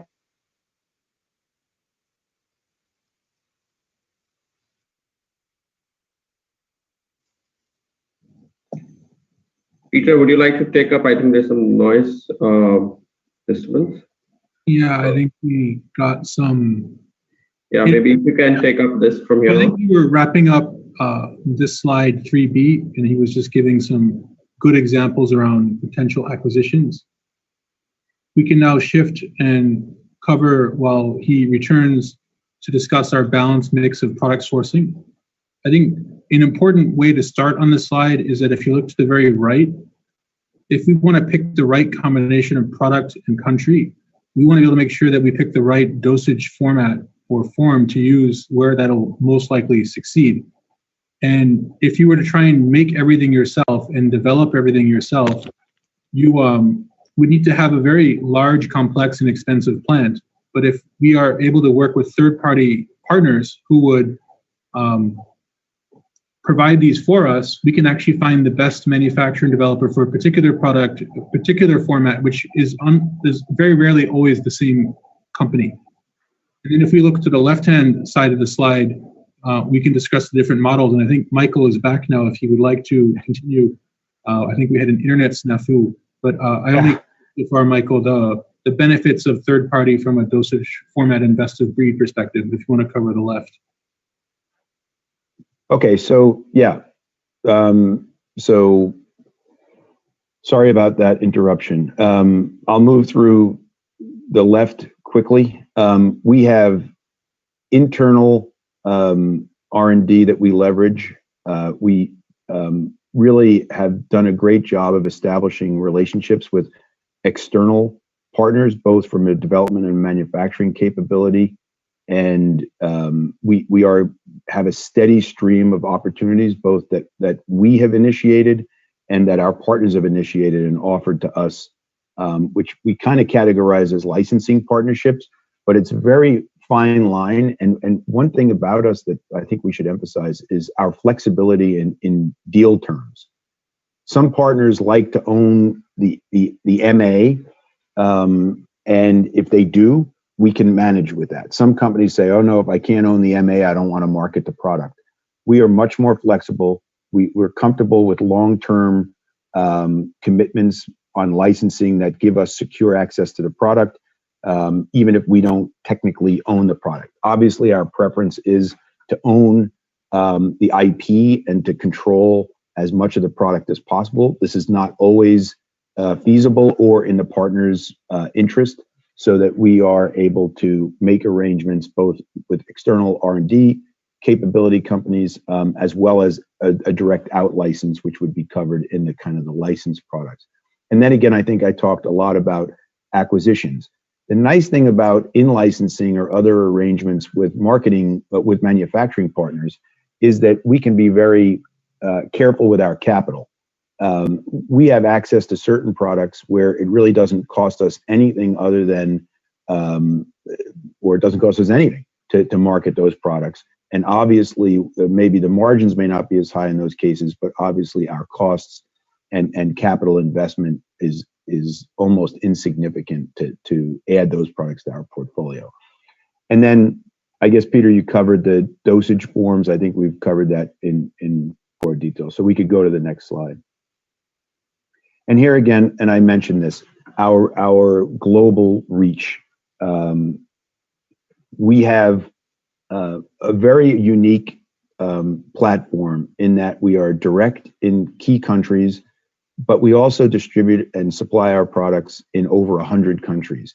And we have that gives us relationships not only with the distributors that we work with in those countries, but the tender authorities, the regulatory authorities, and we are well known. Just recently, Mexico is not a very important market for us at the moment. We are trying to develop our business there, but we were invited to participate in a UN-based tender in Mexico, and it's early and it's not complete, but we participated across a broad range of products, even though we're not physically present with a subsidiary in the country. And it was a great effort by the team. Now, where we are present, like the US, we have even greater successes. And, we just recently are in the process of launching dexmedetomidine, and we secured the largest GPO award for this that is basically for the next 7 years with a company, GPO called Vizient, where we get access to the largest share of hospitals in the United States. The key there is that we haven't even launched the product there, and we've secured that award, and we're going to have that business locked up for a period of time. So our presence in these countries across different geographies is very important to our overall growth. Next slide. And then I think I talked about our real strength in inhaled anesthesia manufacturing, which separates us not only from the crowd in the sense that very few companies have this capability, but it even distinguishes us among the companies we compete with in inhaled anesthesia. Not all of them have the back integration that we do, and not all of them combine the vertically back integration with our direct marketing and sales capability in key countries. So, and then as we should mention, we have announced that we've acquired 100% interest in our specialty chemical facility in Dahej, which was a JV and now supplies us as part within our own organization, a key starting material for our key product, sevoflurane. So when I say back integrated, we are truly back integrated, not just to API, which we make in the same plant where we make the finished product, but we are back integrated into the key starting material for our largest product. Next slide. So thank you, Michael. Go ahead, Peter. You're welcome. So with this slide, I'm going to briefly cover why we think that we're going to continue to have profitable growth, and we should see continuation of what are already attractive margins and an improvement in capital efficiency. The first is, if you look at our core products of inhalation anesthetic, per recent IQVIA data, we're probably 15% global market share. So we're far from the end game in that market. We think we can significantly improve that. And to make it more tangible or specific, in our largest market, the US, the largest GPO recently just awarded us a dual award, which previously up until then was always a sole award with the same provider since the product was available. And we expect to get more than our fair share of that over time because of the offering we provide and the service we provide. In addition, Michael mentioned the example in France. The sevoflurane requires certain variants, in particular with something called an integrated closure, which prevents the gas from escaping from when the bottle is put in the hand to when it's put in the vaporizer. And we now have that offering available in those markets, and we expect to launch and do well in those markets where that was a sales objection for certain customers. And so we expect that too. I'm just giving two examples as to why we should be able to believe beyond just our past track record, growth should continue in this product. Secondly, we've launched desflurane in UK and in South Africa. And with the addition of additional vaporizer options in the coming quarter, and later the subsequent launch in the US, we think that we should be able to sell quite a bit of this product going forward in due course over time. And then in the case of injectable anesthesia and pain management, while owned by Janssen, you can imagine in a large company such as that, the on-patent new commercial launches probably got the lion's share of attention and focus. But for us, these products are key and critical. And also, we're going to have more control over the supply chain once we've switched the third-party manufacturers to ones who are more interested in growing the business than the prior one. And overall, we expect that business to perform well with that dedicated focus and more secure supply chain. And then as we look ahead to the new product launches that Michael described, we've got several already, I guess, in this quarter, if you will. We have the dexmedetomidine, which was mentioned, succinylcholine in the US, both. And another example, ex-US, where we have teicoplanin in Italy, which we actually won the tender based on the discussion with our product supply partner, and then we've now got the whole country for them. And that's an example of the nimble deal making. And then you combine that with the inorganic, and we can take good organic growth and make it even more robust with inorganic. And I don't want to repeat a lot of what Michael said, other than to say that if you look at our past track record of 19% CAGR over nearly a decade, we should be able to have pretty healthy growth going forward through the combination of organic and inorganic strategies. We can now shift to India consumer healthcare. And on this one, I'll pick a few components. The first is we're obviously one of the largest players in this area. And if you look at our particular flavor, we're one of the most relevant ones in that area. And we have 5 really important brands that we think with the right care and attention and focus and investment, they can become even bigger.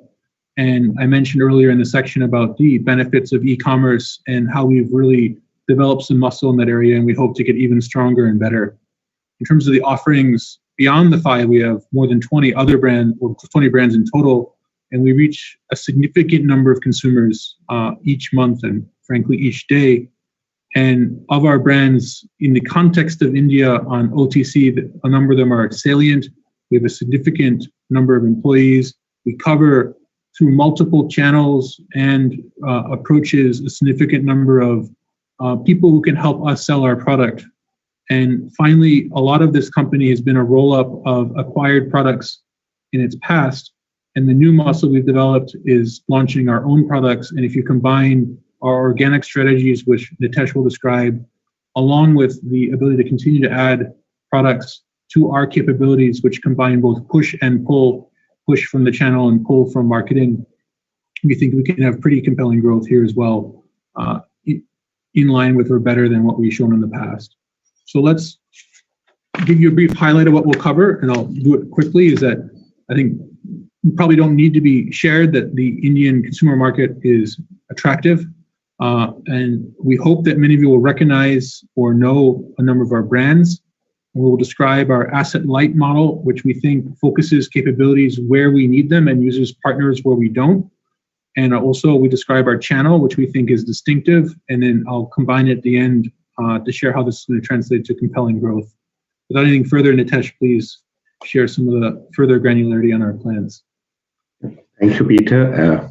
So I think already the context has been set about our organization at large. So I'll focus here first on the market. And many of you already know the market, so I'll keep it brief. Overall, if you look at the OTC market in the country, it's about 19.5 billion market. And I broadly categorize it into 3 parts. One is about being healthy, which is curative solutions. So your painkillers, stomach health products, your cough and cold remedy. That's about 2.2 billion market. Then you also have supplements, which is all about staying healthy. And that's where your vitamins, minerals come in.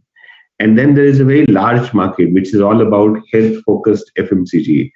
And that's all about living healthy. So here you have product in the grooming space, in the personal care space, in the baby care space, where health-focused products come in a lot and add in a combination of care plus health together. And that market is very large. So put together, that's the size which is available for us, because most of our brands will operate and cover these 3 spectrums. Also, not to mention, if you look at Indian market per se, there are a lot of structural tailwinds which are available to us. We all know India is a very young country, very large young population, rapid urbanization, and also increasing disposable income. We also understand that many of our consumers even today use home remedies, and OTC is still highly underpenetrated if we compare it versus developed and emerging markets like East Asia. One is important trend which is happening in the Indian market is the shift towards modern trade, be it in the grocery space, but more importantly for us in the pharmacy space. And this transition to modern trade allows the opportunity to self-select. And that's also happening in the e-commerce space, where now e-pharmacies are emerging and even marketplaces are offering a lot of healthcare products. So that again adds the visibility, the range, and the ability for consumer to choose on their own.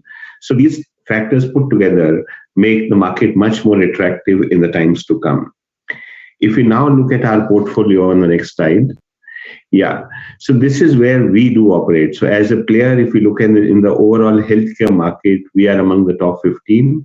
If I focus more narrow in the space of pharmaceutical healthcare companies, we are among in the top 7 in the OTC space. But what really differentiates us here is our diversified portfolio. So if you look at the segments in the OTC space, we virtually are present through our various offerings in every potential OTC segment. So out of 19 billion market I talked about, we today have a play directly there in about 5.5 billion market through the various brands we operate. Also, with the potential to extend these brands into multiple spaces, we should be able to cover about half of the total OTC market in the country. So that's the space we operate in, and that makes us much more poised for growth in the future.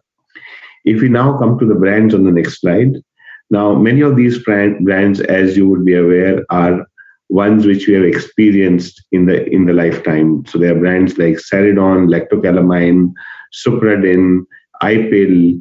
Many of these you would have experienced personally also in your lifespan.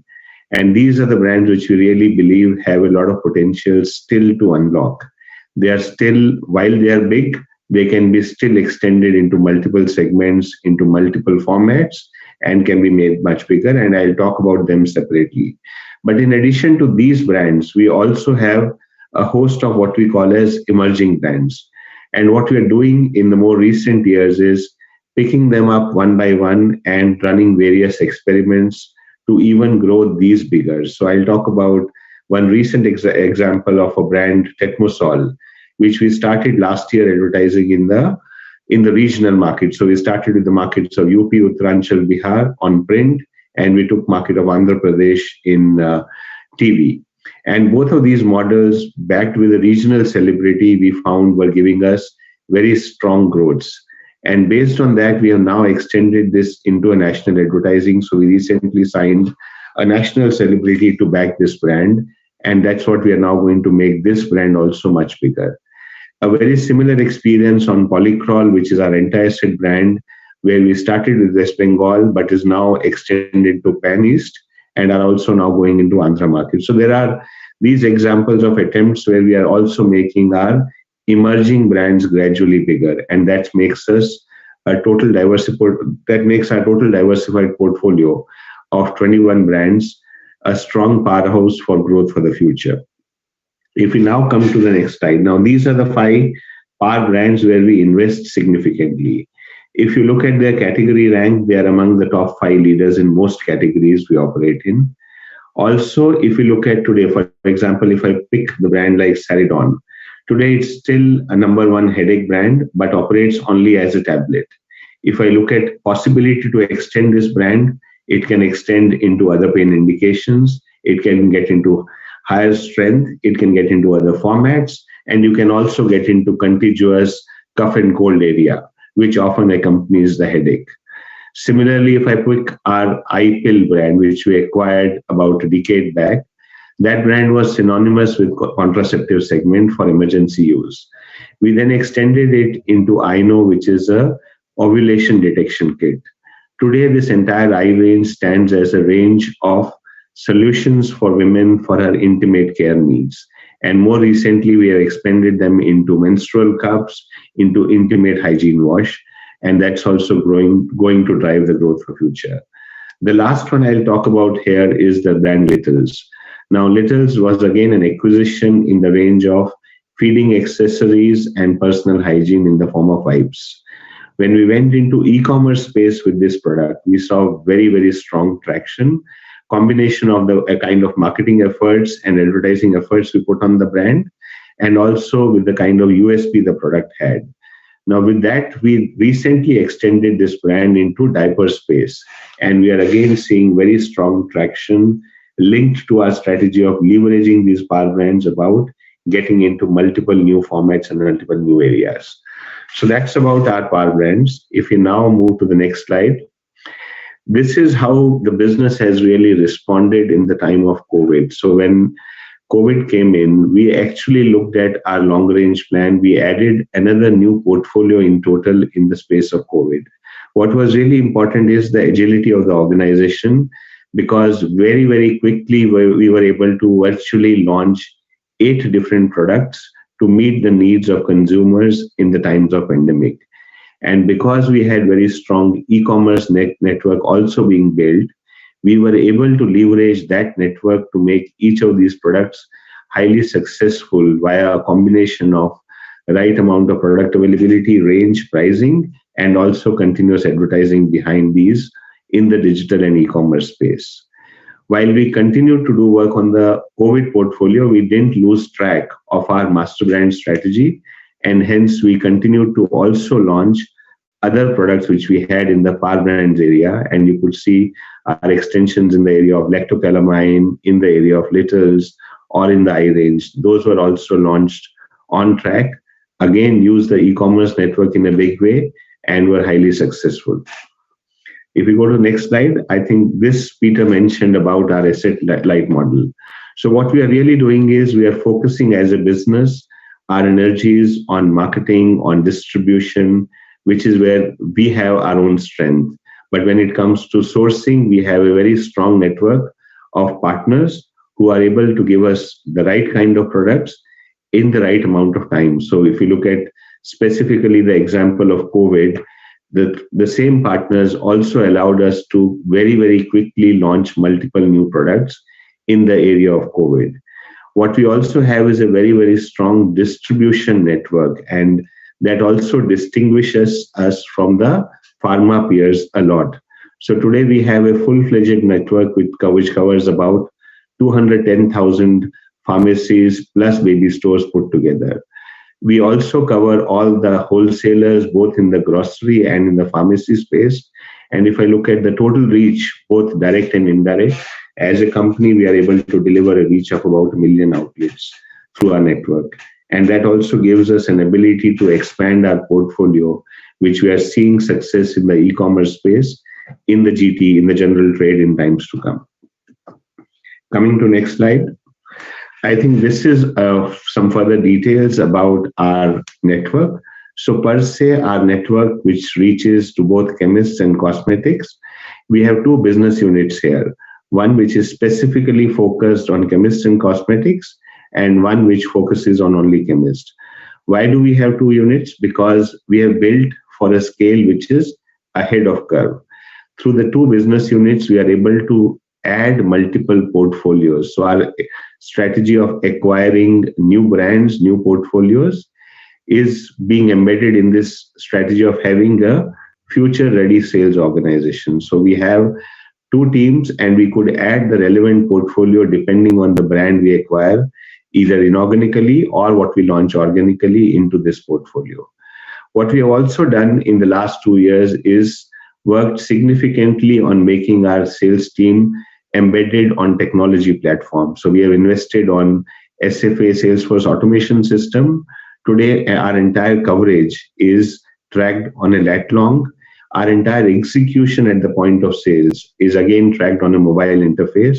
So we have a real-time knowledge of what is our coverage for the day, what is our productivity of each rep on the field for the day, what is the kind of visibility execution he has done, and the lots. So through this targeted execution, we are also building a capability to really get our new product launches visible and available at each point of sales much more faster.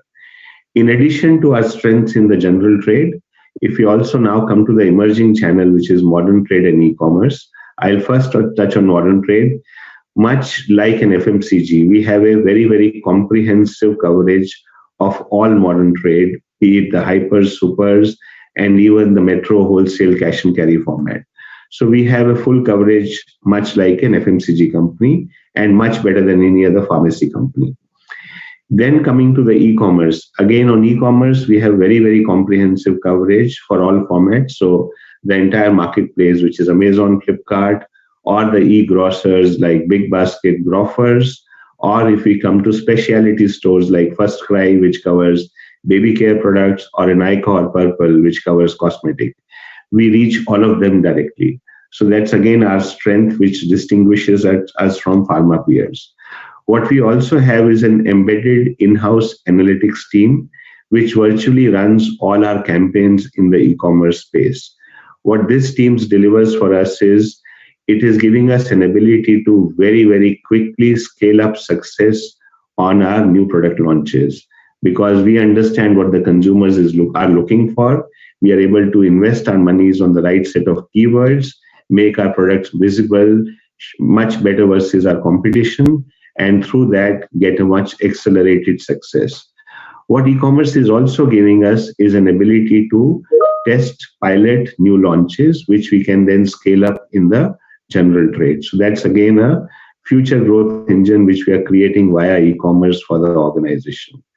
Last but the important one again for our litters, which is one of our strong power brands seeing very, very high growth. We also have a dedicated coverage of about 10,000 outlets, which is again through a direct field force, which is an optimized size, and again embedded on technology, much like our general trade force. So that's all about the business here. I'll now hand it over to Peter to sum up on what are the levers for growth. I'll try and do this succinctly so we can keep on time. The first one Nitesh already mentioned, which is we are developing and have deployed and are using tools, and will use tools that will allow us to be more efficient, effective, transparent, and flexible with our field force. And that's something we're going to continue to build on. The second one is for our most important power brands that Nitesh described, we're going to give them more attention and focus in terms of investment in promotion or creation of pull, and B, line extensions and additional offerings to work under those compelling umbrellas. The next areas that we're going to, seeing how we've gotten and achieved good traction from e-commerce as a growth engine for not only our existing products, but also as a credible incubator for new products that can then eventually translate into the main areas. We're going to really build on that and double down on e-commerce, given what we've learned in the last months and quarters. And then all of these three will be enabled through an increasingly agile and effective organization. And we're going to really be modernizing and improving how we work within this. And we've already done a lot of that during COVID, and we're going to do even more. And some of this is described through some of the capabilities we're going to build to support that. And then with these four areas, we should see really interesting and attractive growth for this division on an organic basis. And all of these capabilities, if you just drop in another product, that product would blossom, and it would not require significant additional investment across all of these areas. And so therefore, that would be highly accretive. And so we would be looking to use the Carlyle investment money once again, in addition to the other two areas, also here, if we find the right opportunities. And so we think inorganically getting these additional brands, they all drop to the bottom line. And we can also often add revenue synergies because we may be more effective at selling them than the prior owners. So I think that wraps up this section in terms of the in-depth double clicks on the businesses that we directly operate. But we do want to let Vivek give us a very brief overview on ophthalmology, which is through our JV partner. Thank you, Peter.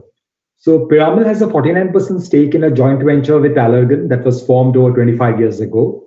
The joint venture deals in eye care products and has been a leader in this space in the Indian eye care market. Most of the products marketed by the JV are manufactured at our Pithampur facility, which offers a unique technology that provides a uniform drop size. The JV caters to a wide variety of eye ailments, and 4 of its brands figures amongst the top 10 ophthalmology brands in the country. The JV has had revenues of over 50 million and has been growing at a CAGR of 12% and has a PAT margin of 26%. With that, I hand it back over to Nandini for the closing remarks.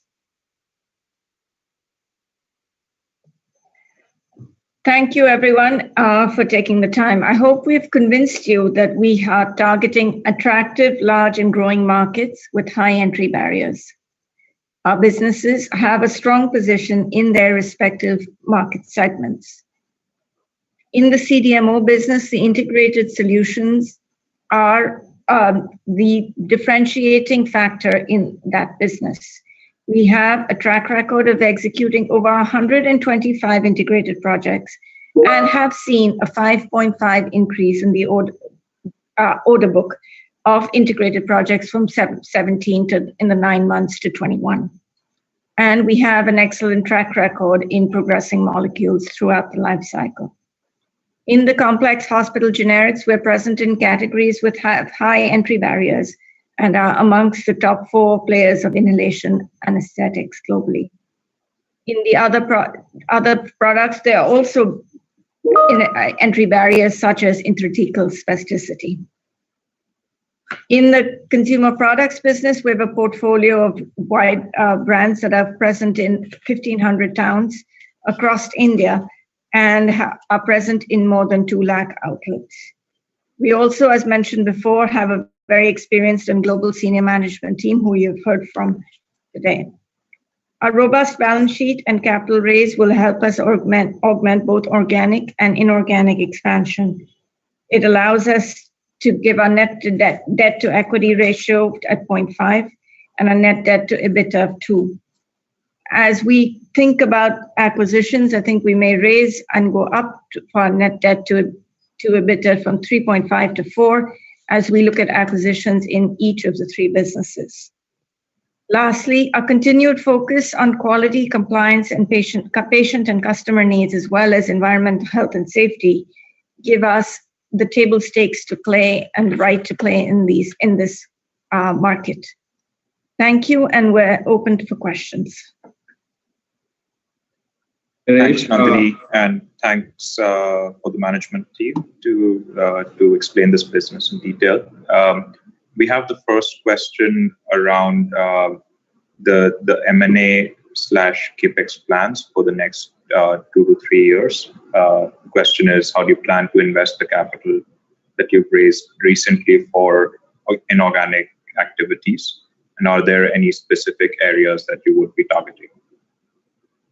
So we have announced a capital expansion in our Riverview plant of $35 million. We're also in the midst of a capital expansion plan at our Aurora site in Canada. There are other plans in the works, and as we get to fruition, we will announce those as appropriate. In terms of M&A, I think each of the businesses has targets and ideas that they would like to execute on. In the CDMO business, we're looking for either plants in certain countries so that we can add to our capacities, or capabilities that are adjacent to us that we don't have and that we can then use to add into our integrated BD network. In the complex hospital generics, we're looking for products that go into the hospital or companies that also have products that serve the hospitals. Similarly, in the branded generics or the India consumer health, we would look for OTC brands and portfolios that we can add to our current business.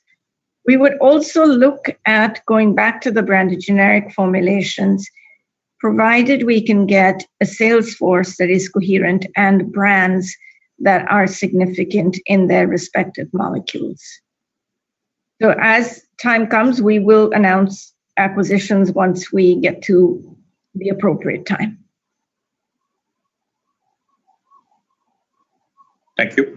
The next question is with respect to the CDMO business. The question is, Piramal is amongst few Indian CDMOs that have facilities in US, Europe, and the capability to provide nearshore manufacturing. Is this facet becoming more important as global supply chains become more uncertain? If so, how does it impact margins and ROE, given costs would be higher on nearshore manufacturing? So what I will do is share with you a little bit of a snapshot in our order book this year so far. The first thing is that our order book in terms of year-to-date as of today is more robust and higher and of higher quality than we have ever had in our history. if you then unpack that, we actually have very strong orders across all three geographies, and there's a different story to be told against each of them. In the case of North America, there is a desire in the combination of the location and the technologies we're offering. And in the UK, there is an interest in the combination of the technologies and the integrated offerings we provide, particularly with our antibody drug conjugation.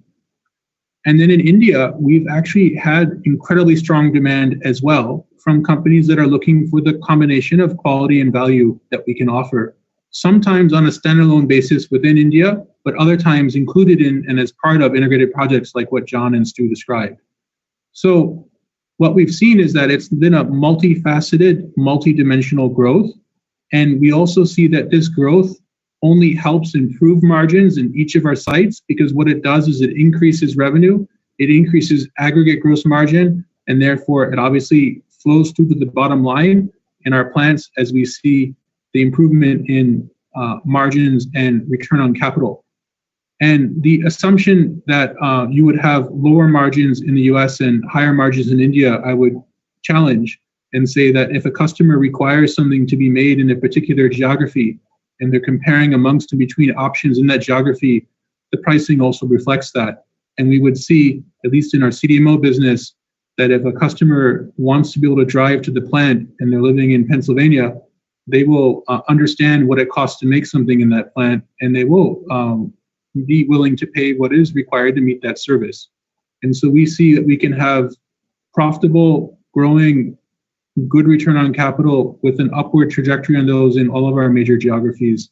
And we actually think by having capabilities in these geographies, we don't force our customers to choose between us and another provider. They can choose between which option within our network they want to pick. Thank you. The next question is with respect to the business mix evolution. The question is, how does management see the business mix evolve in the next 4 to 5 years? And what are the margin and ROCE pecking order for the different segments of the business? So I think each of the businesses will expand. I think we've established that we have organic growth plans for each of these. I think what will make the difference in this business is the acquisitions, and that will be depending on the opportunity and the price value ratio. In terms of margins, I think we will, as we said before, that in the long term, we will head towards the late 20s. In the consumer healthcare, we may actually decide to reinvest our EBITDA into accelerating growth through media and through investing in e-commerce. But the other two businesses will continue to be margin accretive in the future. Thanks. The next question is with respect to complex hospital generics business. Is there any update on Displurin launch in the US market, or any timelines around that? Give some background on this. The first thing is that our product is already available in the UK and in South Africa, and the physicians that have used it love it. Our particular container closure system, which is proprietary, is easier to use and has a number of ergonomic and other benefits over the Baxter alternative. And so we continue to get positive customer feedback from that. And we didn't achieve all of what we wanted this year for two reasons outside the US. The first is we didn't yet have all of the vaporizer options from different manufacturers that our customers wanted, and we've now addressed that and expect that to be resolved in the coming fiscal year. And the second one is that because of the COVID-related challenges, it was difficult to have the conversations in the surgery areas because they were not able to have those conversations. So we expect both of those situations to be different, and therefore we expect good ex-US growth as we continue to launch it in additional countries with the obvious increased access and also the additional vaporizer alternatives. In the context of the US, I'd say based on the current US FDA communications that we've had recently, We're currently targeting a CY22 launch for that product. Thank you. The next question is, are there any plans for re-entry into the domestic formulations market, and what is the tentative timeline, and if there are any identified product portfolios for this? So we keep looking at acquisition opportunities in the domestic formulations. And as we've said, things that we're looking for, having a coherent and a strong sales force and good brands. And possibly if we can convert those to OTC and align to our existing portfolio, that would be even better. However, I think by nature, these acquisitions are opportunistic. So when the time comes, we'll announce them. Thank you. Next question is, are there any timelines for listing the financial services and pharmaceutical business separately? So let me take that. I think you've seen that we have made now many steps. We are moving towards separating the two companies, the two businesses into two distinct companies, financial services and pharma. I think in the midterm, you will see that we will go ahead and do the listing. Thank you. The next question is with respect to the CDMO business. The question is, do you believe that follow the molecule integrated services with slightly lower ROE due to scale in each service is the path that Piramal Pharma wants to pursue? Or do you believe that concentrating on a few pockets of services and creating scale and cost leadership in those with higher ROE is a better way to go? So first of all, we obviously respect the competitors that follow some of the strategies described in the, I guess, leading question. What we would say is that in looking at industries in general, as we've looked at the progression, at least our perspective is that customer-oriented businesses that focus on customer needs and then address solutions around value in the broadest of sense, we feel will be the most persistent, durable, and resilient over time. And our particular strategy makes us very resilient and important to customers because if you look at them as they want to reduce to fewer partners and get more value from those partners, we are well positioned to do that with our integrated services offering. And it's also much harder for either us or our customer partner to move on to a new relationship because of how embedded we become in them and them in us. And that makes it, we think, a more durable strategy. In addition, the combination of location and capabilities being granular, and we've experienced both of these points the other way in our history, we believe makes us more resilient to shocks or changes or uncertainties that could happen in any particular context so that we don't have single plant risk at the same level of someone who would have a concentrated strategy. We don't have single customer risk the way that someone would have a customer concentration strategy. And so we feel that this particular approach is going to be in the medium to long term much more durable. And then with respect to the specific comments around margins and return on capital, I would say that while we're not where we want to be at the end, if you look at us over a decade time horizon, I think we could show that we've shown above market growth rates, we've showed improvement in EBITDA margin percentages, and we've shown improvement in return on capital percentages. And so if you believe in what we've shared with you today about why we're well positioned to succeed, I think you could expect that those trends would continue. And if you also believe our assertions around follow the customer and the learnings from that industries, I'd rather be providing value across more dimensions than only being focused on cost, because then you get pushed into a commodity bucket. And so that's why we believe in our approach. Thank you. The next question is with respect to the complex hospital generics business. What is your approach to adding new products to this business? And what are the organic growth rates for the subspaces of injectables, inhalation, and intrathecal therapies? So I'll cover very briefly, and then Michael can maybe add on, because it was a multi-part question and we may miss parts of it. The first one is in relation to the way in which we go about adding products. There's an art and a science, but there are innumerable possibilities of product geography combinations that we could go after in the hospital area. And so we spend a lot of time with our team and the market understanding which of those we think are the most attractive to go after. And that's our hunting list. And we go after those. In addition, they're obviously inbound. And we look for partners who we think are credible in terms of the development of the products. They think that they're going to be available at the right time, that they have the right quality track record, and that they're going to have the right cost of goods. And through that dance, we find out which ones we want to go after. And then we convince them that we're their best choice. And I think the example Michael gave of DexMed in the US, where we, with our launch, we're going to be the sole provider to the largest GPO in the US, is a credible example of which we have multiple, where we say, if you give us your baby, we will make sure it goes well. And we were able to demonstrate to them that we're their best choice for partner versus alternatives once we've picked that this is something we want to have.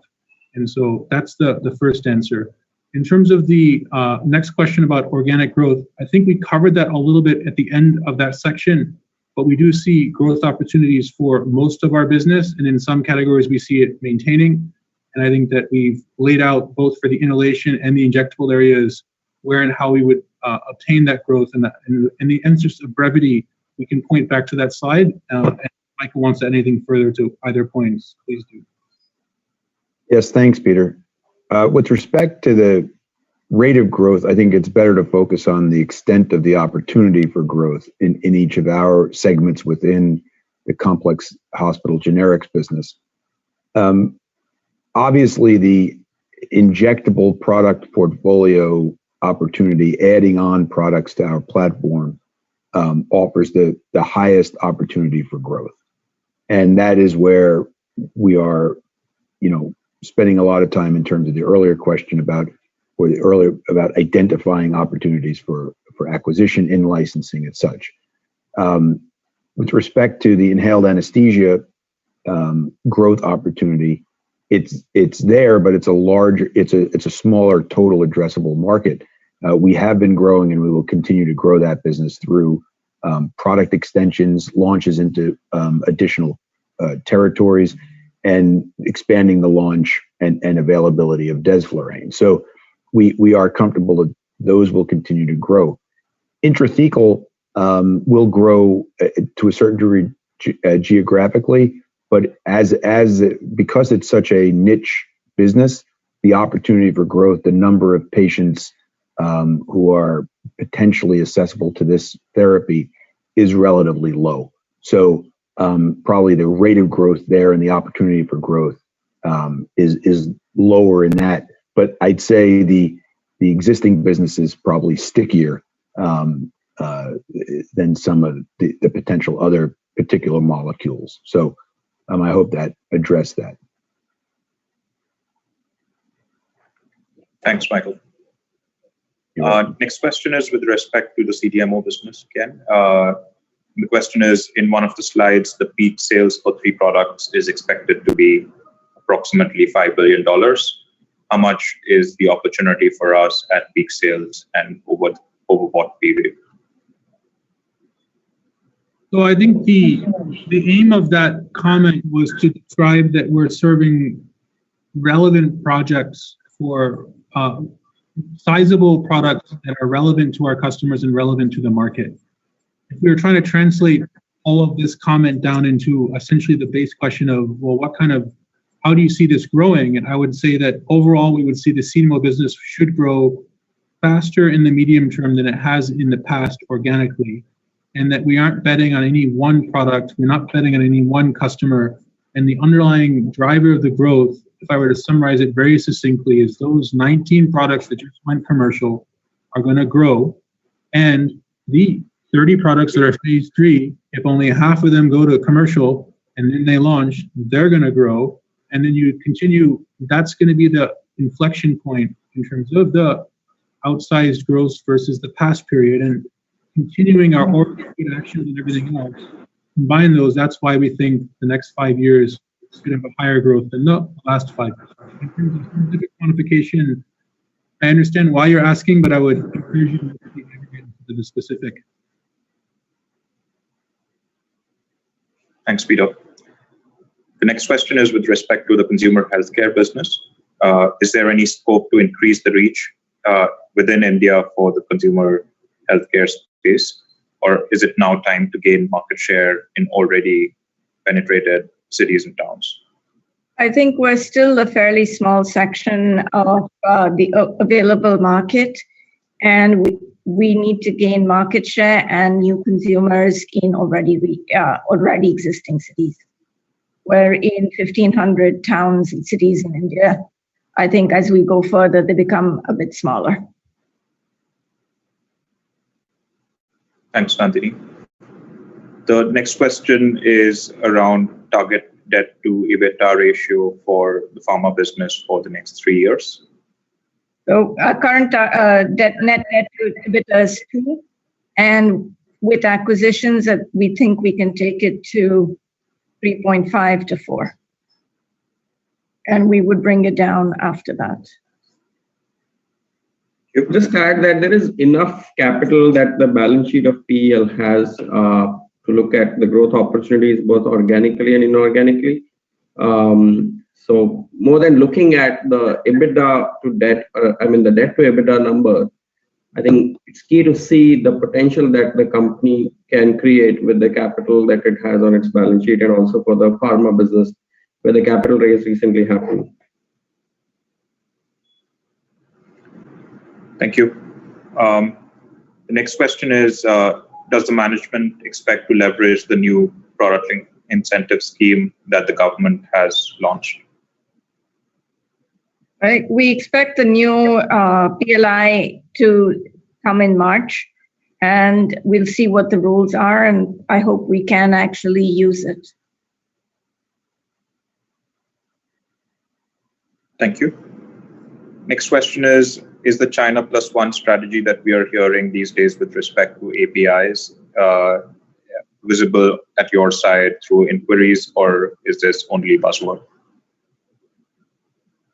For our customers, just as a bit of a background, is that I think almost 2 years ago now, it's been less time, but we actually realized that many of our intermediates and other suppliers in China were having irregular supply to us, and in particular our CDMO customers, because of various reasons, particularly environmental issues.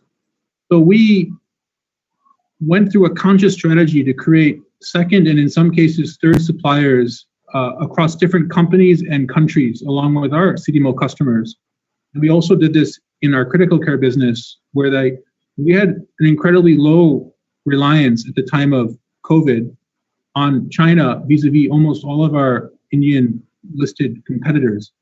And therefore, as a second step, we further looked at it, and we've now even gone to look at what we call customer controlled inputs to further de-risk it, where it used to be the customer would just say, take this, and we'd have to take what it was, where it was.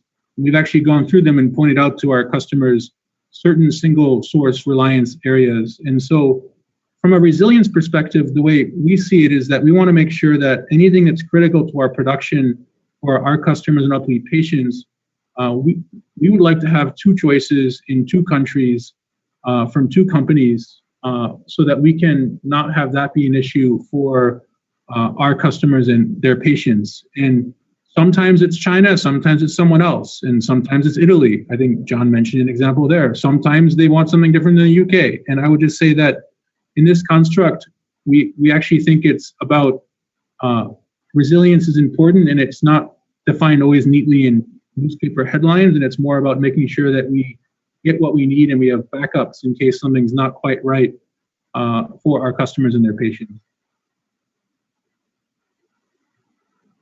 Thank you. The next question is with respect to price erosion experienced in generic injectables, given that there are limited players in tough regulatory environment. Any observations on that? I'd say it's less than the other categories, but generally there is price erosion, but it comes down to a molecule by molecule story and a country by country story. And if you were to talk to our portfolio planning analyst, he'd tell you for every molecule in every country, there's a story. And our whole point is that we're not picking the industry in general, which is already more attractive than other categories. We're picking within that ones that we think are more interesting. And so we would just recommend that you look at our overall margin profile in aggregate, and also that you look at our track record and trajectory in the future, that we're going to be better than many in picking the right ones, and we'll get it more right than wrong. I don't know if Michael wants to add anything further to that. The only thing I'd like to add is it's very important to have the right mix of products and to also be very efficient in how we execute the business, which leads to better profitability. And I think that, as Peter said, our track record should speak for itself in that regard. But it's not all about. We want to be able to compete effectively in the market, and if we are, the profitability will follow. Thanks, Michael. Last two questions. First is, what is the effective tax rate of the business and average cost of borrowing for the pharma business? Most of the debt that we carry on our balance sheet is located outside of India. So the average cost of borrowing is about 4 to 5%. And the effective tax rate is between 24 to 25%, given the fact that large sections of our business is either in India or in US. And there the tax rate is about 25%. Thank you. And the last question for this evening, how is the CDMO business different from peers such as Bushy and Syngene? Are we also providing support to innovators in the business? I would, without attempting to repeat, I will say that we believe that we offer across the entire life cycle, we offer substance and product. We have equally balanced capabilities across Asia, Europe, and US. We have patient centricity, we have customer centricity, we have an impeccable quality track record, and we have great experience in providing integrated services to customers. And I guess the final question on differentiation is that customers have choices on where to place projects, and ultimately we think that we're winning more than we're losing, with the win rate above 50% over a longer, a reasonable period of time. And I guess that may be the proof.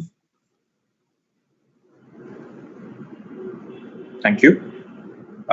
With that, we come to an end. Thank you everyone for participating, and a big thank you for the management team to participate in this meeting.